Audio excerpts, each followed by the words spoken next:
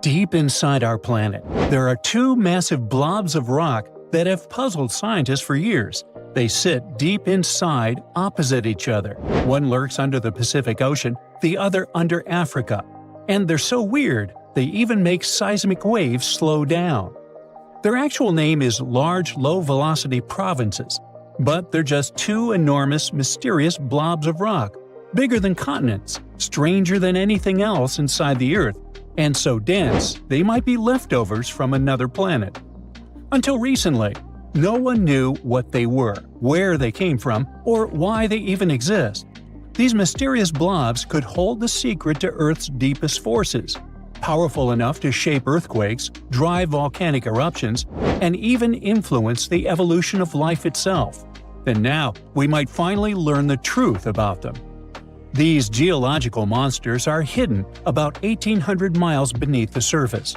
Each one is 100 times taller than Mount Everest, so vast they defy explanation. Now, at first, scientists thought these were primordial remnants from Earth's early days.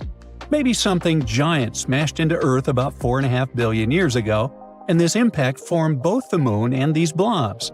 Scientists believe it could have been a planet named Theia, a Mars-sized planet that existed somewhere around the asteroid belt and slammed into Earth back in the day.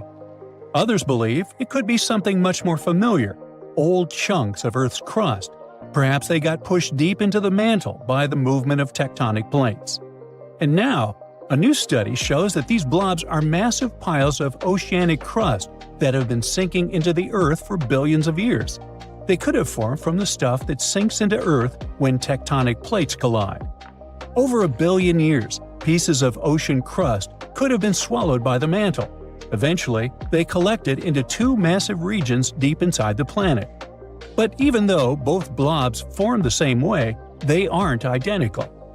There's this place called the Pacific Ring of Fire, a giant loop of volcanoes and earthquake zones around the Pacific Ocean. Well, the Pacific blob doesn't just stop growing and changing because it's constantly being fed fresh rock from that place. Tectonic plates crash into each other, and one plate sinks beneath another, pushing old ocean crust deep into the Earth. Since this keeps happening, the Pacific blob is heavier, denser, and more active than its twin under Africa. It's like a giant hot rock factory, constantly getting new material and reshaping itself over time. The African blob is much older and quieter than the one under the Pacific. It doesn't get fresh rock pushed into it as often. That's why, over time, it has blended more with the surrounding mantle. Since it's less dense, it behaves differently. It rises higher into the Earth's mantle, stretching 340 miles closer to the surface. And that might be why Africa has so many powerful volcanoes and rift valleys today. The biggest question is, how do they keep evolving?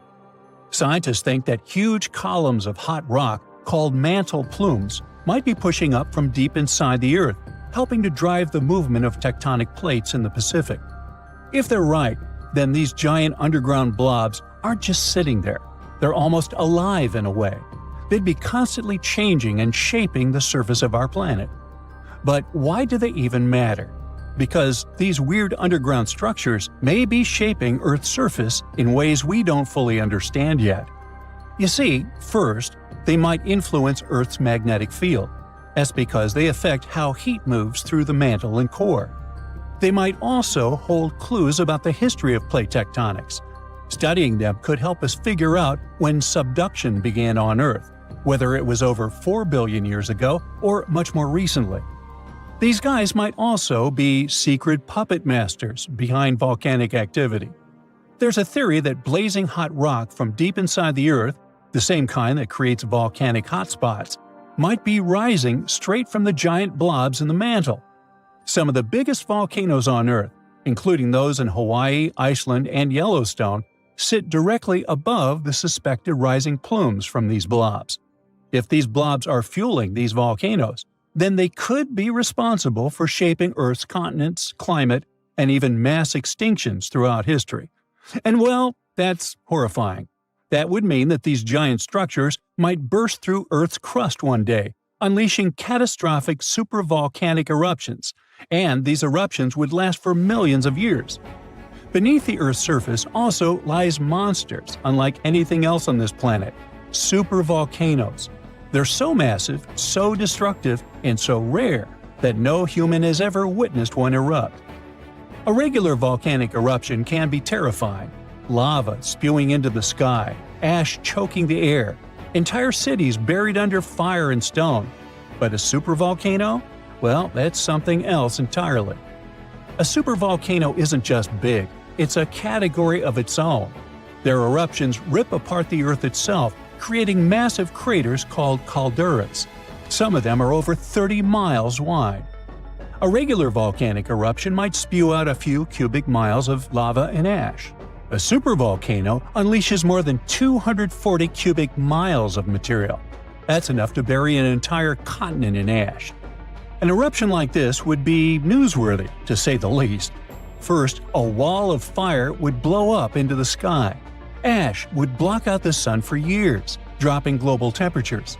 Entire countries could be buried under meters of ash, making farming impossible.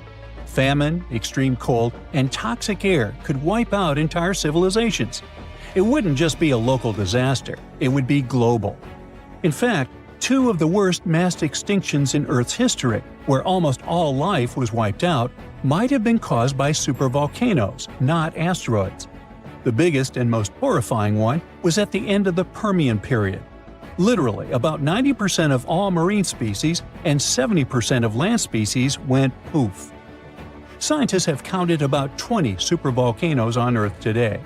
The most famous ones are Yellowstone in the US, Toba in Indonesia, and Topao in New Zealand.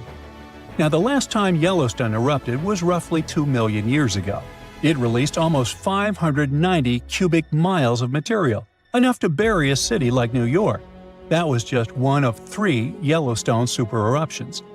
The most recent supervolcano to erupt was Topao in New Zealand. This happened about 26,500 years ago. But supervolcanoes don't just destroy, they reshape the entire planet. About 74,000 years ago, the Toba supervolcano erupted in Indonesia. Some scientists believe it triggered a volcanic winter that lasted an entire decade. There are also theories that suggest that this eruption nearly wiped out early humans. It reduced their numbers to just a few thousand survivors, although that's just speculation. Either way, we know for sure that supervolcano eruptions have changed the course of history. So, how do we prepare for them if this could happen at any moment? Well, scientists monitor volcanoes constantly, looking for warning signs. It could be stuff like rising magma, ground swelling, earthquakes beneath a volcano, changes in gas emissions, and so on. The problem is that while we can predict short-term eruptions, the long-term ones are still a mystery. Yellowstone last erupted 630,000 years ago. It's literally overdue for another eruption already. But volcanoes don't work like clocks. Just because one erupted in the past doesn't mean it will definitely go wild again, and the time between eruptions could be random. Scientists think Yellowstone could erupt again, but it might be just a small lava flow instead of a super eruption. Are we ready for a super eruption if it happens? Probably not. Scientists say we're more prepared for an asteroid strike than a supervolcano eruption. When Hunga Tonga Hunga Ha'apai erupted in 2022, it cut off communications, caused tsunamis, and filled the sky with ash. And that was only a magnitude 5 eruption. A supervolcano would be orders of magnitude worse. So, good luck sleeping at night knowing these guys will erupt again. Maybe tomorrow, maybe in 100,000 years. Nah, don't lose sleep over it. Scientists have finally solved the Loch Ness Monster mystery. Here's the spoiler, you ready? It's not a real monster. It's probably a dinosaur that survived through the ages, or just a bunch of debris floating on the water. Thanks to many findings on the Loch Ness creature, we have proof of another story to tell you. It was 1933 when a man named George Spicer and his wife were driving along the shores of Loch Ness. That's when they saw something massive with a long neck moving across the road. It looked like a creature straight out of the prehistoric era, a dinosaur-like beast unlike anything they'd ever seen. That was the moment that Loch Ness Monster theories started spreading around like wildfire. One of the most famous Loch Ness Monster sightings came just a year later, in 1934, when a man took a photograph that became the most well-known image of Nessie. That's the nickname she was given. She? Anyways, the photo, known as the surgeon's photograph, showed a long-necked creature rising out of the water, and for years it convinced people that the monster was real. But years later, the truth came out. One of the men who helped take the photo confessed it was all a hoax. The photo had been staged after all. When the photo was published, it had been significantly cropped.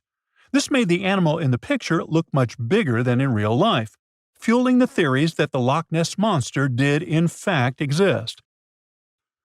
In the 1960s, one of the first big scientific attempts to investigate the mystery of the Loch Ness Monster happened. A research team took sonar equipment to the lake and spent hours scanning the waters in search of evidence of large creatures. What they found was puzzling. They recorded several objects moving deep in the loch, or lake, with no clear explanation as to what it was. Though the team didn't manage to capture anything definitive, this sighting helped fuel the belief that there was indeed something massive living in Loch Ness. After that, research about the mystery of the Loch Ness Monster kept popping up. In 1972, with the help of underwater photography, some researchers managed to capture strange images, which got people's hopes up for a minute. But the truth is, this early research about the Loch Ness Monster was far from conclusive. Now, of course, not everyone bought into the mystical, magical theories about the Loch Ness Monster. Theory 1, from a professor of zoology at Oxford University, has made it clear that the monster is a biological impossibility. Hey, my pediatrician said that about me, too. Meanwhile, he says that no skeletal remains have ever been found in the region. Plus, no fishermen have ever caught anything resembling the creature in their fishing nets. For him, this works as proof that it simply can't be real. When it comes to the famous photos of the Loch Ness Monster as evidence, well, that's pretty simple. The professor offers a more down-to-earth explanation. He argues that these images are either showing floating debris or birds, like cormorants, which have long necks and often appear to be low in the water. When people refute his suggestion, he takes us back to human psychology and explains that people often make mistakes and misjudge the size of things, especially when they just caught a glimpse of it, and even more so when they are hoping to see something specific. Now, many of those alleged photos depict an animal with a long neck and a small head, which has led some to believe that what they're seeing is a plesiosaur, a giant marine reptile that lived 215 million years ago and disappeared with the dinosaurs. The idea of a plesiosaur surviving all these years is a theory that's been around since the first sightings of the creature. But this researcher isn't buying it. He explains that no plesiosaur fossils have been found in the region dating to anything later than 66 million years ago. The idea of a prehistoric creature still lurking in the waters of Loch Ness just doesn't hold up scientifically. Then there's theory number 2, from a British naturalist who has spent over 50 years investigating the Loch Ness Monster phenomenon. His conclusion is a little less dramatic. He believes that most people who report sightings of long-necked creatures are misidentifying other animals. He suggests people think they are seeing a sea serpent. Reports of sightings from the Loch Ness Monster have been around since the 6th century CE, long before they were distilling Scotch whiskey or other explanations. Early reports of these sea serpents describe large creatures with long snake-like bodies and multiple humps. Some say the creatures were as big as boats, and many swore they saw something swimming in the waters. Many of these early sea serpent sightings may have been misunderstandings or exaggerations of normal animals in the loch, like large fish or even swimming birds. They could have been large eels, which are known to live in Loch Ness. These eels, especially when they're moving, might have given the impression of a long, undulating creature in the water. People who saw these eels from a distance, particularly in low light or misty conditions, might have mistaken them for something much more mysterious. Theory number 3 says something else. Nessie is just a series of standing waves. These happen when two boat wakes move in opposite directions, creating a big hump in the water that could look like a creature from a distance. Loch Ness enthusiasts even showed how it works, with footage from Fort Augustus, where a river meets Loch Ness. These enthusiasts had big plans to use drones with infrared cameras and special underwater microphones to search the loch. Now, Loch Ness is massive, stretching around 23 miles long and more than 700 feet deep. So, they thought they needed drones and infrared cameras to put an end to this discussion. But despite everything, they haven't found Nessie. But it's not only the Loch Ness Monster that lacks scientific explanation. There have also been scores of sightings of Yetis and Sasquatches that no one can really explain. Folks have made movies, dreaming of finding the truth about these creatures. But, according to recent research and evidence, it looks unlikely that we'll ever find definitive evidence of their existence. Science says they can explain Sasquatch sightings, and this is how. Biologists who study wildlife using camera traps, which are set up in remote areas to capture images of passing animals, have long attempted to find elusive species. These cameras detect movement and snap pictures, providing invaluable data on the biodiversity of different ecosystems. As camera traps collect more photos over time, the number of species recorded grows. However, after a while, the number plateaus, suggesting that no new species are being detected. While it's impossible to claim 100% certainty, researchers say that after significant camera deployment, it's safe to say the likelihood of discovering new species, especially large ones like Bigfoot or the Yeti, drops significantly. Camera trap studies have been running for years in regions where these creatures are rumored to live, but so far, no conclusive evidence has surfaced. Instead, the supposed proof of Bigfoot or the Yeti often comes from blurry photos or shaky videos taken by individuals who claim to have encountered them. The scientific understanding of biology also makes the existence of Bigfoot highly unlikely. Often described as a great ape, Bigfoot would have had to evolve in North America. However, great apes evolved in Africa, and the only great ape to make it to the Americas is Homo sapiens, whose ancestors crossed the Bering Strait only about 16,000 years ago. This is far too short a time for a new species like Bigfoot to have evolved. While it may be disappointing for these mysterious creature enthusiasts, the scientific evidence points firmly toward the conclusion that creatures like Bigfoot and the Yeti are more fantasy than reality.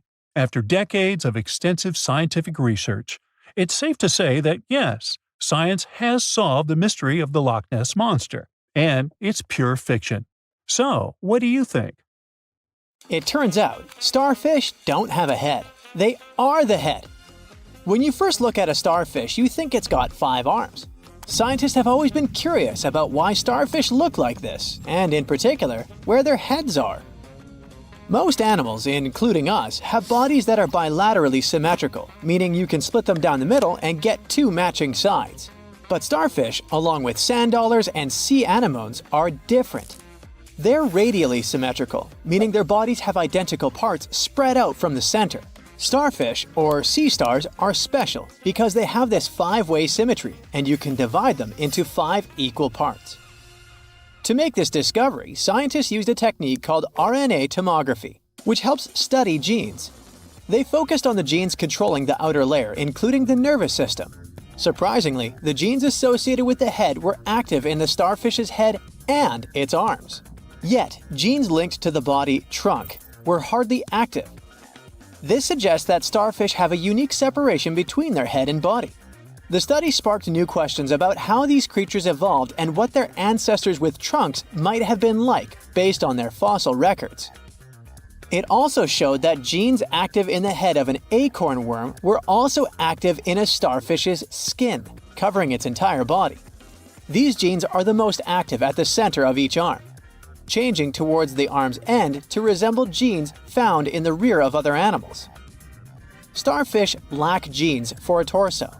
All this challenges traditional views on starfish anatomy. There's a rumor about Paul McCartney recording an ultrasonic whistle for his Shetland sheepdog at the end of the Beatles song, A Day in the Life. Dogs can hear ultrasonic sounds since their hearing ability is incredible. To move just one of their ears, dogs need to involve 18 muscles. It allows them to swiftly locate the origin of sounds, and it's another skill where they outshine us. Their awesome ears sometimes shadow their noses. Dogs' sense of smell is up to 100,000 times more acute than that of humans. While humans have around 5 million scent receptors, a bloodhound boasts up to 300 million. Another study proves that dogs and bottlenose dolphins may share a fascinating similarity with humans. They call out the names of loved ones when they become separated. This makes them the first non-human animals to do so. The research has uncovered that dolphins copy one another's signature whistles when they're separated from close pals. In the Sarasota Dolphin Research Program recordings, pairs of dolphins were held in separate nets, but they could still communicate with each other. Turns out, some of their chit-chats were mimicking the unique whistles of their dolphin buddies. Next up, we have flamingos with their peculiar dining habits. You often see them feeding with their heads positioned upside down. This distinctive behavior is linked to the anatomy of their mouths and the mechanics of maneuvering their long, elegant necks into the water. These birds are skilled filter feeders, employing their tongues as effective sieves to capture food. When a flamingo lowers its neck beneath the water, it positions its mouth essentially upside down. Then the bird closes its mouth and skillfully propels water through comb-like extensions on its beak. It also utilizes its tongue to expel the water while retaining all the gathered food. If you've watched the movie My Octopus Teacher on Netflix, you might already know that octopuses can bond with humans. But this time, we'll only focus on the anatomy of this creature. Octopuses have 3 hearts. One heart pumps blood throughout the body, and the other 2 tag teams send that blood to the animal's gills. Octopuses also have 9 brains. Each of their 8 tentacles has its very own mini-brain.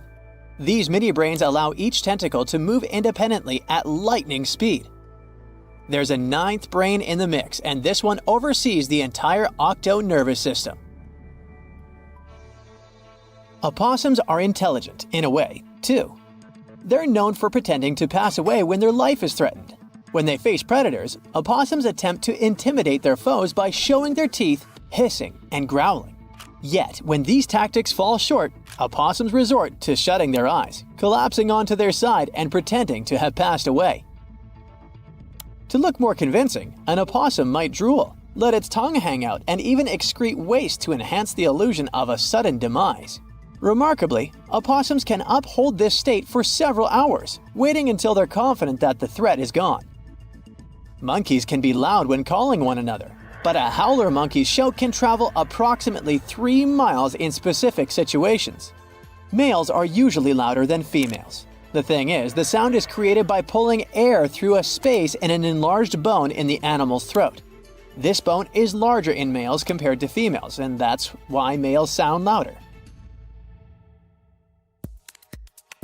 Polar bears have black skin beneath all that fur.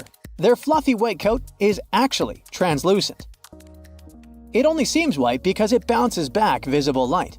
The skin itself is jet black. These creatures are also impressive when it comes to swimming.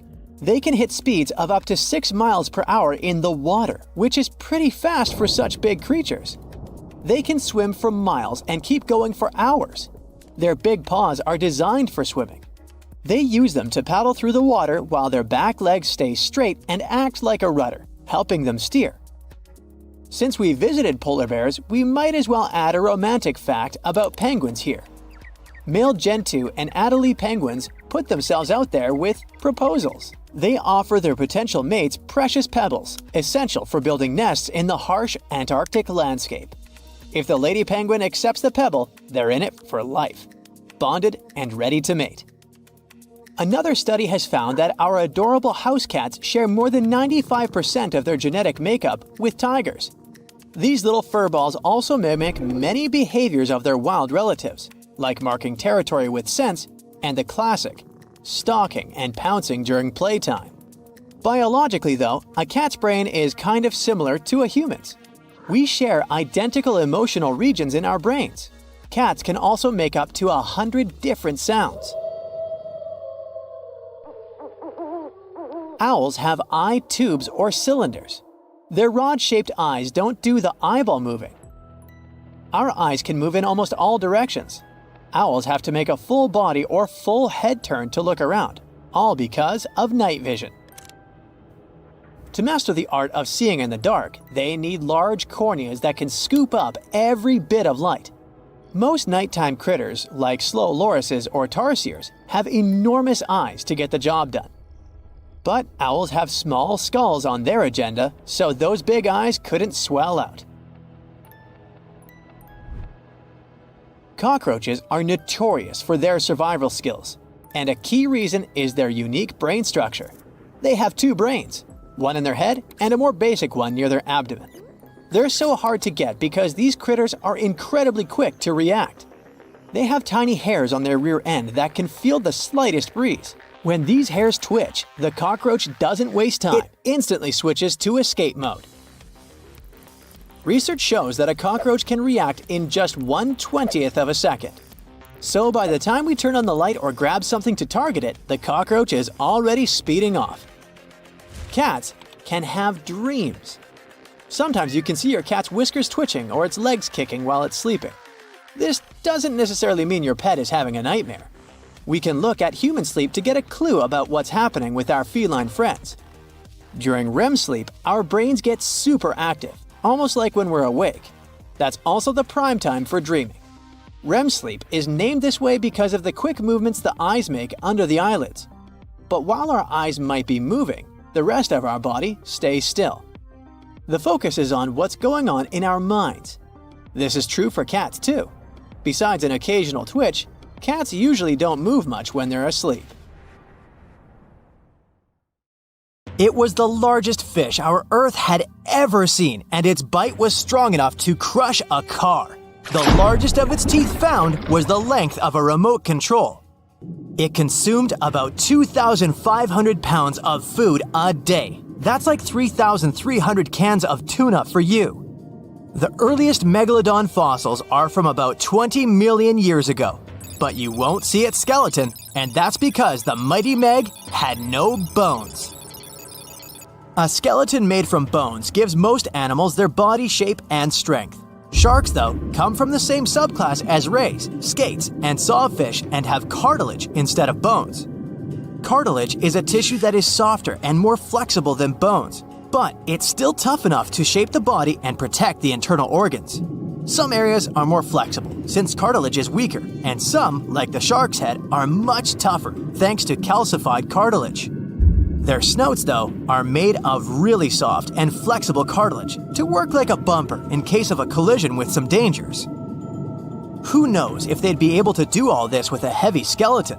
Plus, cartilage makes their jaws more flexible, and they can open their mouths much wider than they would with a jaw made of bone.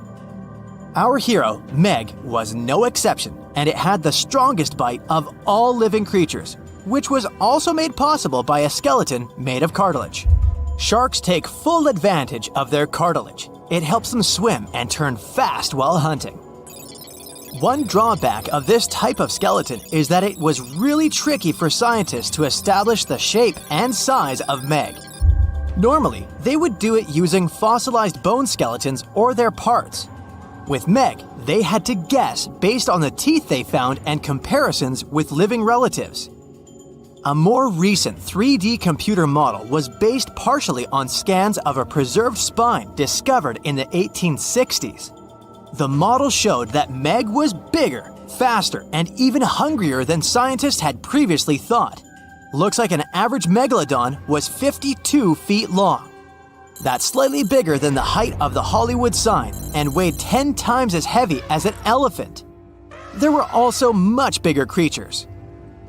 Scientists still aren't sure how the megalodon got this size. The fact that there were bigger and smaller Megs probably has to do with a little something called Bergmann's rule. It says that the temperature of the surrounding environment affects the animal's body size because they either need to conserve or shed heat. The megalodons that reached cooler waters probably needed more body weight to make sure they survived in low temperatures. Those living in warmer waters had to be smaller to avoid burning up. If the researchers were correct in their calculations, it also means that Meg reached a cruising speed of over 3 miles per hour, which is much faster than other sharks. The still-living great white shark can cover a distance of nearly 7,000 miles without stopping, which is 9/10 as long as the diameter of Earth. It looks like the megalodon could have gone much further. Megalodons managed to survive on our planet for nearly 70 times longer than humans have. They were roaming the oceans for around 20 million years, and you could see them pretty much anywhere except near the poles. Scientists discovered the most northern fossils off the coast of Denmark and the most southern in New Zealand. The reason why there were no megalodon teeth found in Antarctica is most likely that these adapted to only warm tropical and subtropical waters. The younger ones like to keep to the shores, while full-grown adults preferred coastal areas, but they could easily move into the open ocean as well. When our planet went through a period of global cooling and drying, and the seas began to freeze around 3.6 million years ago, there was less and less room for Meg to thrive. Much of their prey, like smaller whales, seals, and sea turtles, disappeared or relocated to waters that were too cold for our hero. And at the same time, the number of its natural competitors, like smaller predatory sharks, like the great white shark, and whales, increased. This shifting food chain dynamics could have been even more dangerous for the Meg than the cold ocean water. You're used to seeing them on the big screen as heartless monsters, but these huge sharks were actually loving and caring family guys. Scientists discovered several megalodon nursery areas in Florida, Maryland, Panama, and off the coast of Spain. It looks like they gave birth to their young in shallow water environments. Then, little Megs would stay there with adults protecting and raising them until they were ready to fight off predators. The mighty Meg had 276 teeth in 5 rows in its mouth. Similar to other sharks, it was fast in replacing its worn-out or lost teeth. With 4 or 5 rows of teeth in its mouth, it basically acted like a conveyor belt, able to grow back damaged or missing teeth. This means that an adult megalodon probably would have grown several thousand teeth throughout its lifetime. Although the great white shark is often mentioned as Meg's closest relative, they'd hardly be distant cousins. The ancestors of today's great white existed at the same time as the Meg, but they weren't best friends and even rivaled each other. The great white shark wouldn't win in a head-to-head fight with a Meg, but it was a better hunter using its smaller size and agility to snap up the giant's prey quickly. This only left the bigger fish and whales for the Meg, but its food supplies began to run out as the whales swam to the cooler new seas. Rather than a great white, the megalodon is more like a modern bull shark. It had a short snout, a flat lower jaw, and huge pectoral fins to support its massive weight and size. We also speak of Meg as an extinct giant, but can we be 100% sure it isn't hiding somewhere as we speak? After all, we've only explored 5% of our oceans altogether.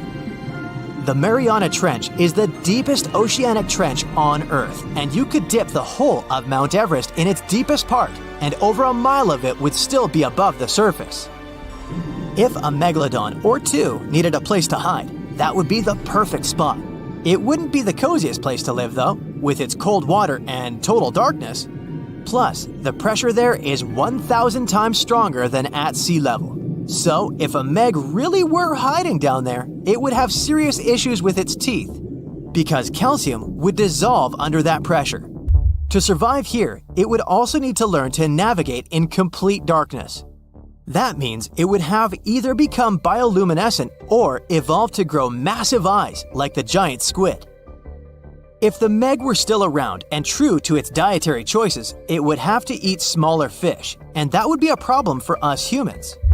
Especially those of us who love fish, that is. And the ocean isn't cooling down these days. The megalodon would love its temperature and would thrive and reproduce faster than ever. Those giants would create some massive problems for cargo ships and cruising vessels. In case you're now scared at the thought of meeting a megalodon, relax. Most scientists don't think it's possible because of our hero's size. Most foods that megalodons like to eat, live in shallow ocean areas and not in the deep, deep sea. Meg would need to come up for dinner every now and then, and it's kinda hard to miss a creature this big. They're both giant prehistoric creatures to us, but the megalodons and the dinosaurs never actually coexisted. The dinosaurs probably died out about 66 million years ago. Megalodons seem to have appeared a bit later. Dinosaurs, big ancient bugs, creepy spiders, and scary insects are all cute animals compared to the monsters that lived on Earth about 500 million years ago. For example, here's a creature that swam in the water like a stingray and had 3 eyes. Its mouth was like a pencil sharpener. 2 long claws with forked tips like pincers protruded from its head, and its gills were somewhere in the back. This is not a thing from a sci-fi movie. This is Mosaura. Its remains are preserved in excellent condition. Let's look at it more closely and study other similar monsters. The Cambrian explosion. Remember this name. This period is also called the biological Big Bang, the time when a huge number of different living creatures began to appear in the ocean, large, small, and tiny. The ancestors of almost all modern animal groups were most likely born during the Cambrian explosion, which lasted from 541 to 485 million years ago. It was a time when the first truly effective and terrifying predators appeared on Earth. One of them was Mosaura. It's only the size of an index finger, but you would never want to meet such a creature while swimming in the sea. It's scary to imagine what it could do with its pencil sharpener-shaped mouth. And you probably wouldn't be able to hide from it because, come on, it had 2 eyes on the sides and 1 big eye on its forehead. Mosaura belonged to a group of arthropods. Scientists called it a sea moth since it reminded them of a moth. This thing used a flap-like apparatus similar to wings to float in the water like a stingray. This monster was quite creepy, but its appearance may seem familiar because it's a distant relative of modern spiders, crabs, centipedes, and moths. Scientists found several 506 million-year-old Mosaura fossils, but unlike many other similar finds, these ones have been preserved in excellent condition. The found fossils showed sharp claws, a toothy jaw, and large gills in the tail section. Some parts of the fossil were so clear that they revealed the details of the creature's internal anatomy, including parts of its nervous and circulatory systems and digestive tract. It had jointed limbs like those of modern insects and crustaceans. When this monster swam in the sea, it probably grabbed its prey with long spiked claws sticking out of its head. Many Mosaura relatives have claws covered with multiple spikes, which help them grab food. But that ancient creature had smooth claws forked at the tips. That is, it grabbed the prey with those tongs, using them like chopsticks, and then brought it to its mouth. Of course, this is an assumption, and nobody saw how this creature actually did it. Unlike many other similar animals, Mosaura's posterior segmented body was studded with gills. Scientists don't know why this was necessary, but they assume that such an unusual breathing system helped to adapt to an environment with low oxygen content. Perhaps Mosaura led a very active reproductive lifestyle that required high oxygen consumption. Creepy, dangerous, and reproducing fast. An excellent set of qualities for one of the most dangerous predators of antiquity. But what did Mosaura eat? It probably caught different types of worms and small arthropods. It's nice to think that this monster lived so long ago and was so small. But what if this creature was the size of a shark and was swimming in the ocean these days? Perhaps it would become a dominant dweller, and people would swim much less along the coast. Mosaura lived in the water but was discovered in the Burgess Shale rock formation in the Canadian Rockies. Many mountains on Earth were once the seabed inhabited by strange creatures. One of them was Opabinia. It had 5 eyes, a mouth facing backward, a long trunk and claws instead of a nose. Wait, what? It's too strange even for science fiction, even for outer space. In its eccentricity, Opabinia was perhaps the loneliest creature on Earth. Scientists couldn't find another species that would be similar to this individual until recently. Meet Utaurora. It seems to belong to the same species as Opabinia. Its inch-long body was divided into 14 to 15 furrows. Each of them ended in a pointed flap. Opabinia had the same body, but it's unlikely that both monsters were friends. The difference between their timelines was several million years. It's hard to imagine why these monsters needed such strange body structures. Why haven't modern filmmakers used the design of those animals to create cool space monsters yet? Okay, they were creepy creatures, but what about weird and kinda useless ones? Scientists have discovered Su, a legless creature with no head turned inside out. Huh? This 444 million year old creature was found in South Africa, north of Cape Town. They called it Su after the discoverer's mother. In fact, it's some kind of new arthropod species that may have lived in low oxygen waters. This creature was turned inside out, and the outer shell with the legs and head was lost. Thanks to mineralization, muscles, tendons, and even Su's intestines were preserved on the fossil. It's a great success to find such detailed remains of an ancient creature. However, scientists still can't determine the evolutionary history of this species. They're sure that it was a primitive marine arthropod. Okay, we can see that 500 million years ago, Earth was filled with creepy monsters, which fortunately are now extinct. But what about trees? Were they the same as we see now? Or was there something else? Something creepy? Oh yeah. Scientists have discovered a new kind of living organism similar to a tree or a mushroom. It was gigantic and had a very minimalistic design. Meet the Prototaxites. It's basically just a big stick with a round end poking out of the ground. It was smooth, didn't have the usual tree bark, and looked more like a mushroom without a cap. But scientists have recently found out that it wasn't a mushroom at all. Prototaxites probably belonged to a previously unknown branch of life. Prototaxites is considered to be the first giant organism in the history of the planet that lived on land. It existed about 420 to 375 million years ago during the Devonian period. It was the time when plants began to spread across dry land, forming large forests. Over time, they began to grow leaves and form roots in the ground. Then, the first seed plants appeared. The real colonization of land began. The first arthropods, such as centipedes, arachnids, and other unpleasant creatures, began to walk among those forests. Meanwhile, the water was filled with a huge biodiversity. There was a giant supercontinent on the planet, and smaller parts began to break off it. During this period, Prototaxites towered over the land. Some of these things reached 26 feet high and 3 feet wide. It's like a 3-story house and as thick as a palm tree. But what was it? A plant? A mushroom? Algae, perhaps? Scientists discovered them in the middle of the 19th century, but only in 2007 did they conduct chemical analysis. Research showed that it was most likely a giant mushroom, but in 2025, scientists refuted this conclusion. It turns out this may have been an unknown life form that existed separately from the kingdom of fungi, animals, plants, and protists. Scientists noticed that the inner part of Prototaxites consisted of a number of tubes. There are similar tubes inside mushrooms, but the tubes of that ancient living thing branched and joined differently. They even had a different chemical composition. The main building block of mushrooms is chitin, but the Prototaxites contained chemicals similar to lignin, a substance found in the bark of trees and other plants, and its anatomy differs from the structure of any other organism known to us. What were they doing on Earth?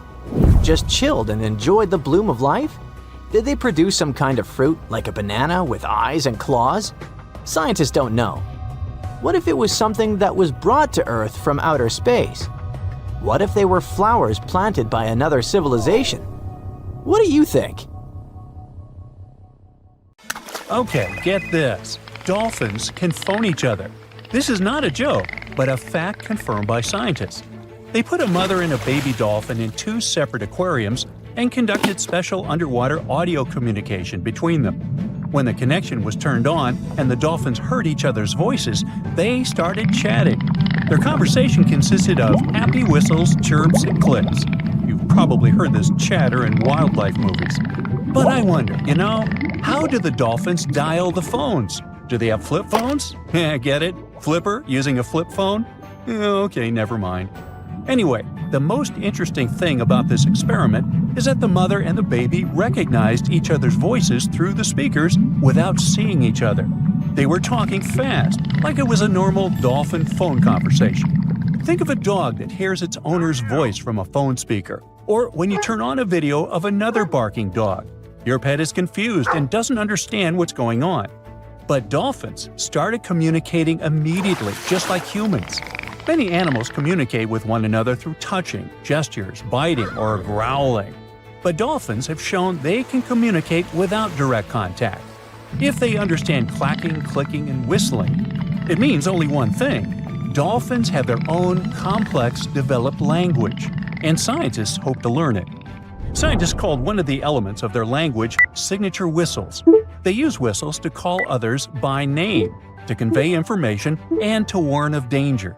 This is one of the most difficult forms of communication in the animal world. These whistles vary depending on the situation and the dolphin species. They raise or lower the tone, shorten the duration of the sound, or increase it by exchanging short or long words. To compare the language of dolphins with other species, scientists have compiled a table of sound properties, such as length, clarity, pitch, pattern, and others. According to all the data, dolphins have the largest sound palette. Larks, the bird, took second place, by the way. But even with all this data, we still don't know much about the complexity and diversity of their language. In one of the latest studies on this topic, scientists analyze about 1,000 dolphin communication recordings made over the past 40 years. But even after that, we can't even come close to understanding it. It's possible that AI will handle this better than humans. We aren't aware of how to speak using signature whistles, but scientists know for sure that dolphins use them to express their emotional state, to share news, and to tell each other about the dangers or where their prey swims. Scientists believe that dolphins can talk about anything. They can rejoice and complain to each other. They even communicate in different styles at the same time, like people who are chatting at a noisy party. But in addition to sound signals, they use body postures, jaw claps, bubble blowing, and fin stroking. They form groups, assign tasks, and work as a team. If one dolphin knows a place with food, it will tell its friends about that, like Instagram. If they spot a shark, they'll warn others about it. There was even a case where 2 bottlenose dolphins scared a spotted dolphin. A couple of days later, this dolphin returned to that place with its friends. It's like when some bad guy bullies you and then you call your friends to help deal with him. What if we learn dolphins' language and find out that they're smarter than humans? What if they gossip about the human race and laugh at "Oh, brother, get a load of these dumb people. They're fighting each other over nothing. What do they spend their lives on? Why don't they just chill and enjoy life? They create too many problems for themselves. It's a good thing we're smarter than them and can just relax in the ocean. Yeah, dude, let's stay away from them." Or maybe they know a lot more about nature and the ocean than people do. What if they discuss the problems of the ocean and have unknown technologies? Of course, these are all theories, but just imagine how cool it would be if you could understand dolphins and respond to them using a special program. You could get yourself a good friend that's interesting to talk to and can take you for a ride in the waves. Ooh. Unfortunately, at the moment, it's still very unlikely. Dolphins are too fast swimmers. It's difficult to constantly record their communication using high-tech equipment. Even the slightest change in the dolphin's whistling is associated with their actions. Their whistles may sound the same, but the context is different. They play, fight with one another, chase fish, or run away from a large shark, and all the time, they use their language. Well, we have the same situation. We raise our hands when we want to say hello, but we also raise them when saying goodbye. Our wow reaction can mean both joy and horror, depending on the context. Dolphins have the same complex communication. For example, they clap their jaws when they fight each other, but they also do it when they play. Dolphins are unique not only because of their brains and the way they communicate. Perhaps you don't know that dolphins are not fish, they're mammals. Yeah, you knew that. They can't breathe underwater because they don't have gills. They come to the surface, take a deep breath, and swim for about 10 minutes. Then they repeat this process. Unlike fish, dolphins don't lay eggs. They give birth to cubs, and they feed them with milk. They also have body hair. Yep, newborn dolphins have hair on their beaks. They lose it soon after birth.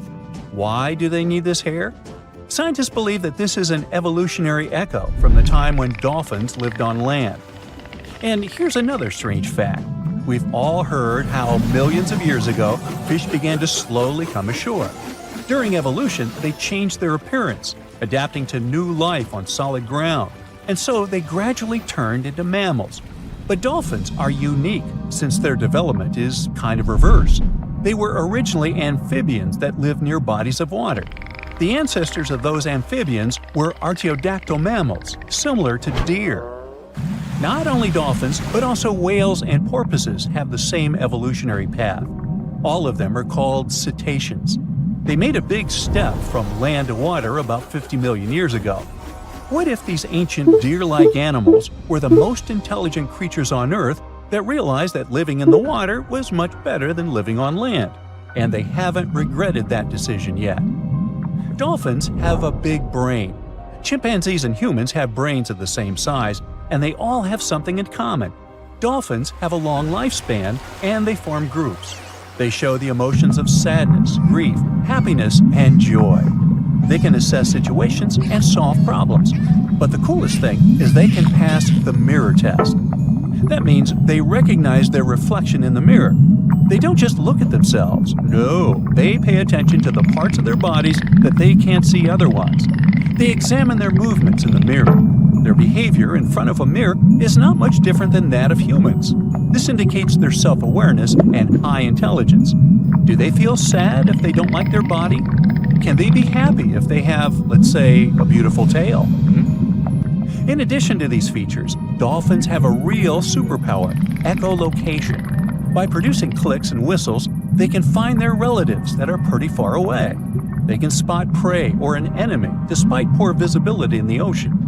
This power allows them to sense a metal implant in the body of a swimming person. We are 70% water. Therefore, when we dive into the sea or ocean, for dolphins, we become part of their echolocation field. When they emit a sound, the sound waves crash into a metal object inside the human body, and the dolphins immediately feel it. And some dolphin species can turn off half their brain while sleeping. One eye is kept closed, and the other eye monitors the situation so as not to miss danger. Ooh, smarty pants dolphins.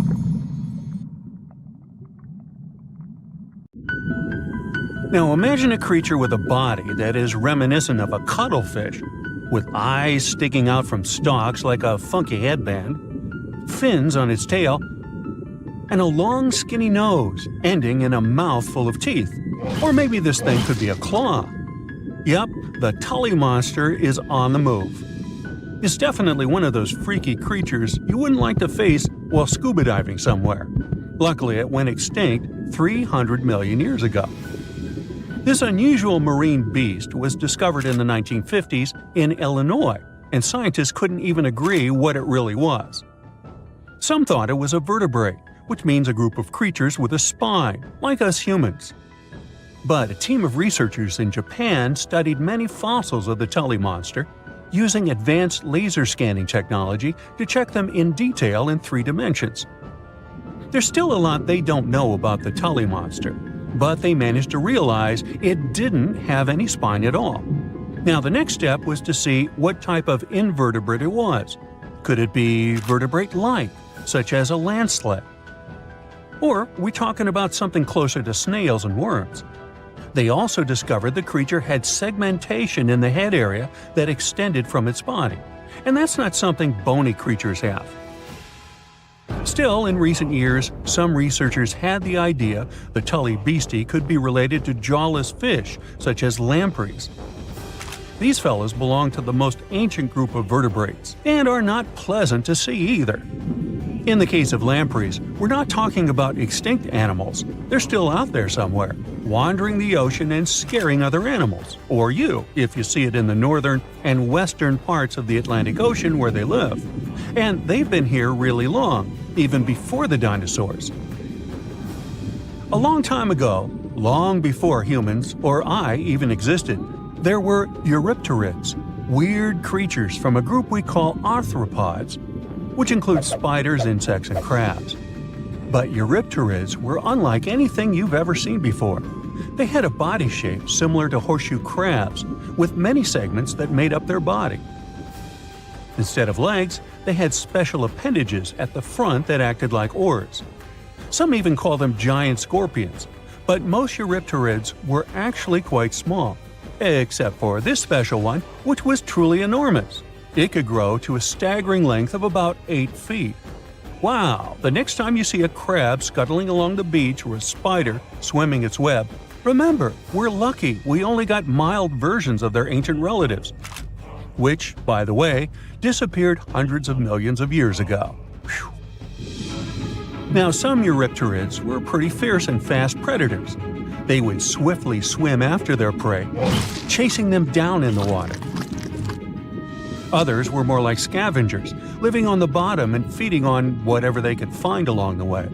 They had a taste for the leftovers, like some sort of cleanup crew of the ancient oceans. Eurypterids loved to spend their time in brackish water environments. It's water with more salinity than fresh water, but still less than seawater. Now imagine you're just floating around and all of a sudden you see this guy. No, it's not some weird tiny spaceship, and you won't see it floating in space, even though that's where it would perfectly fit in, as some weird creature from another planet you'd see in sci-fi movies. You'd actually see it floating in the sea, because we're talking about a really small animal with enormous eyes called Dilophosaurus. Each of its eye bulbs was about a quarter of its whole body length. That's what gives it that space look, like it might live on one of the oceans under the surface where we look for life, like Europa, one of Jupiter's moons, or Titan, Saturn's biggest moon. I could easily imagine creatures like Dilophosaurus giving us a warm welcome once we get to Mars, too. Dilophosaurus had great vision. It would keep a keen eye out for any movement in its surroundings. Once it noticed something, it would swiftly launch its spiky appendages forward. At first, these things looked like tools for fixing stuff, but Dilophosaurus actually used them to capture smaller arthropods. The unusual thing is that even though it had such great eyesight, Dilophosaurus still spent most of its time catching prey in brighter waters near the surface. And yet, scientists found its fossils in the rock layers that are more often associated with darker environments, where animals such as deep-sea crinoids and vampire squids reside today. It's confusing.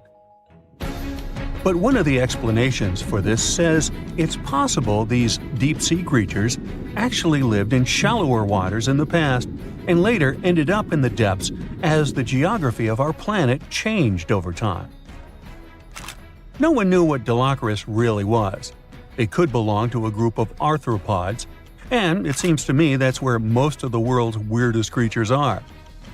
Some believe it could be related to mantis shrimp, while others compare it to blind, worm-like crustaceans that live in dark underwater caves.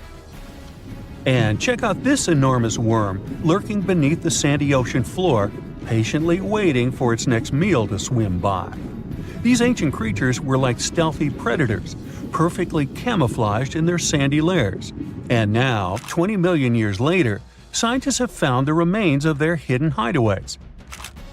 The burrow they discovered, shaped like the letter L, was found preserved in ancient sediment on the seafloor of Taiwan. It was around 7 feet long and only an inch wide. That's where the ancestors of modern bobbit worms lived. Bobbit worms have been around for a long time. They can grow to be a few inches to a whopping 10 feet long. A pretty weird creature dominated the skies at the end of the dinosaur age in North America. We know it as Quetzalcoatlus, and it soared above famous dinosaurs like Tyrannosaurus and Triceratops, showing them who the ultimate ruler of the skies was. Quetzalcoatlus belonged to a group of flying reptiles called pterosaurs.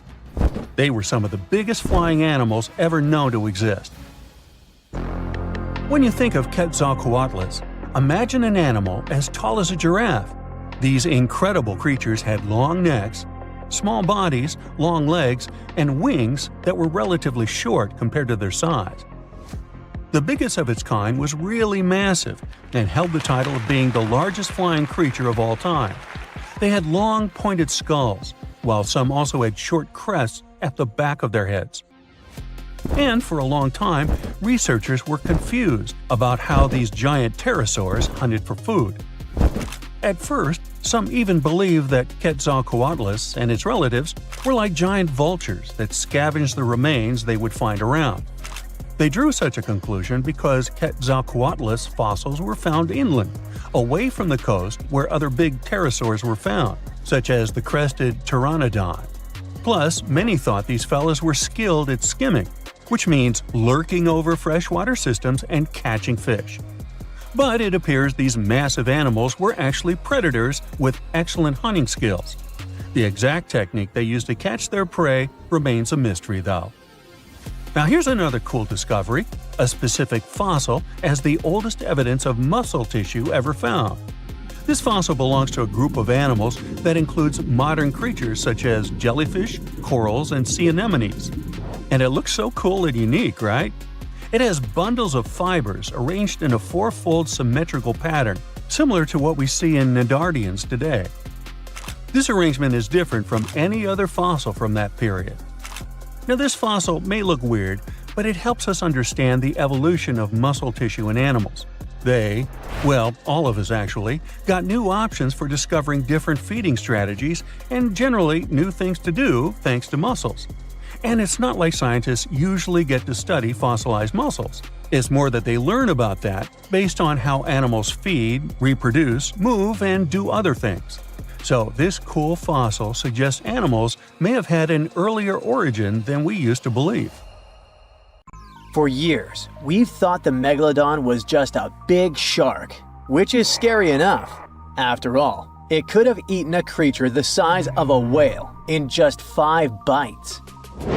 Estimates indicate that the largest shark that ever lived had been around 59 feet long, which is a reasonable size and explains a lot. But the scientific community was wrong. Very wrong. Now, scientists have proven that megalodons could grow up to 80 feet long, which is the same as a 6-story building. The creature would have certainly been dozens of times bigger than you if you had seen it underwater. These giants ruled the ancient oceans between about 20 million and 3 million years ago. And even though it was a long time ago, they've left a lasting impression, becoming the protagonists of many movies. And scientists continue to search for answers about their life. Thanks to this, we still occasionally find their fossils.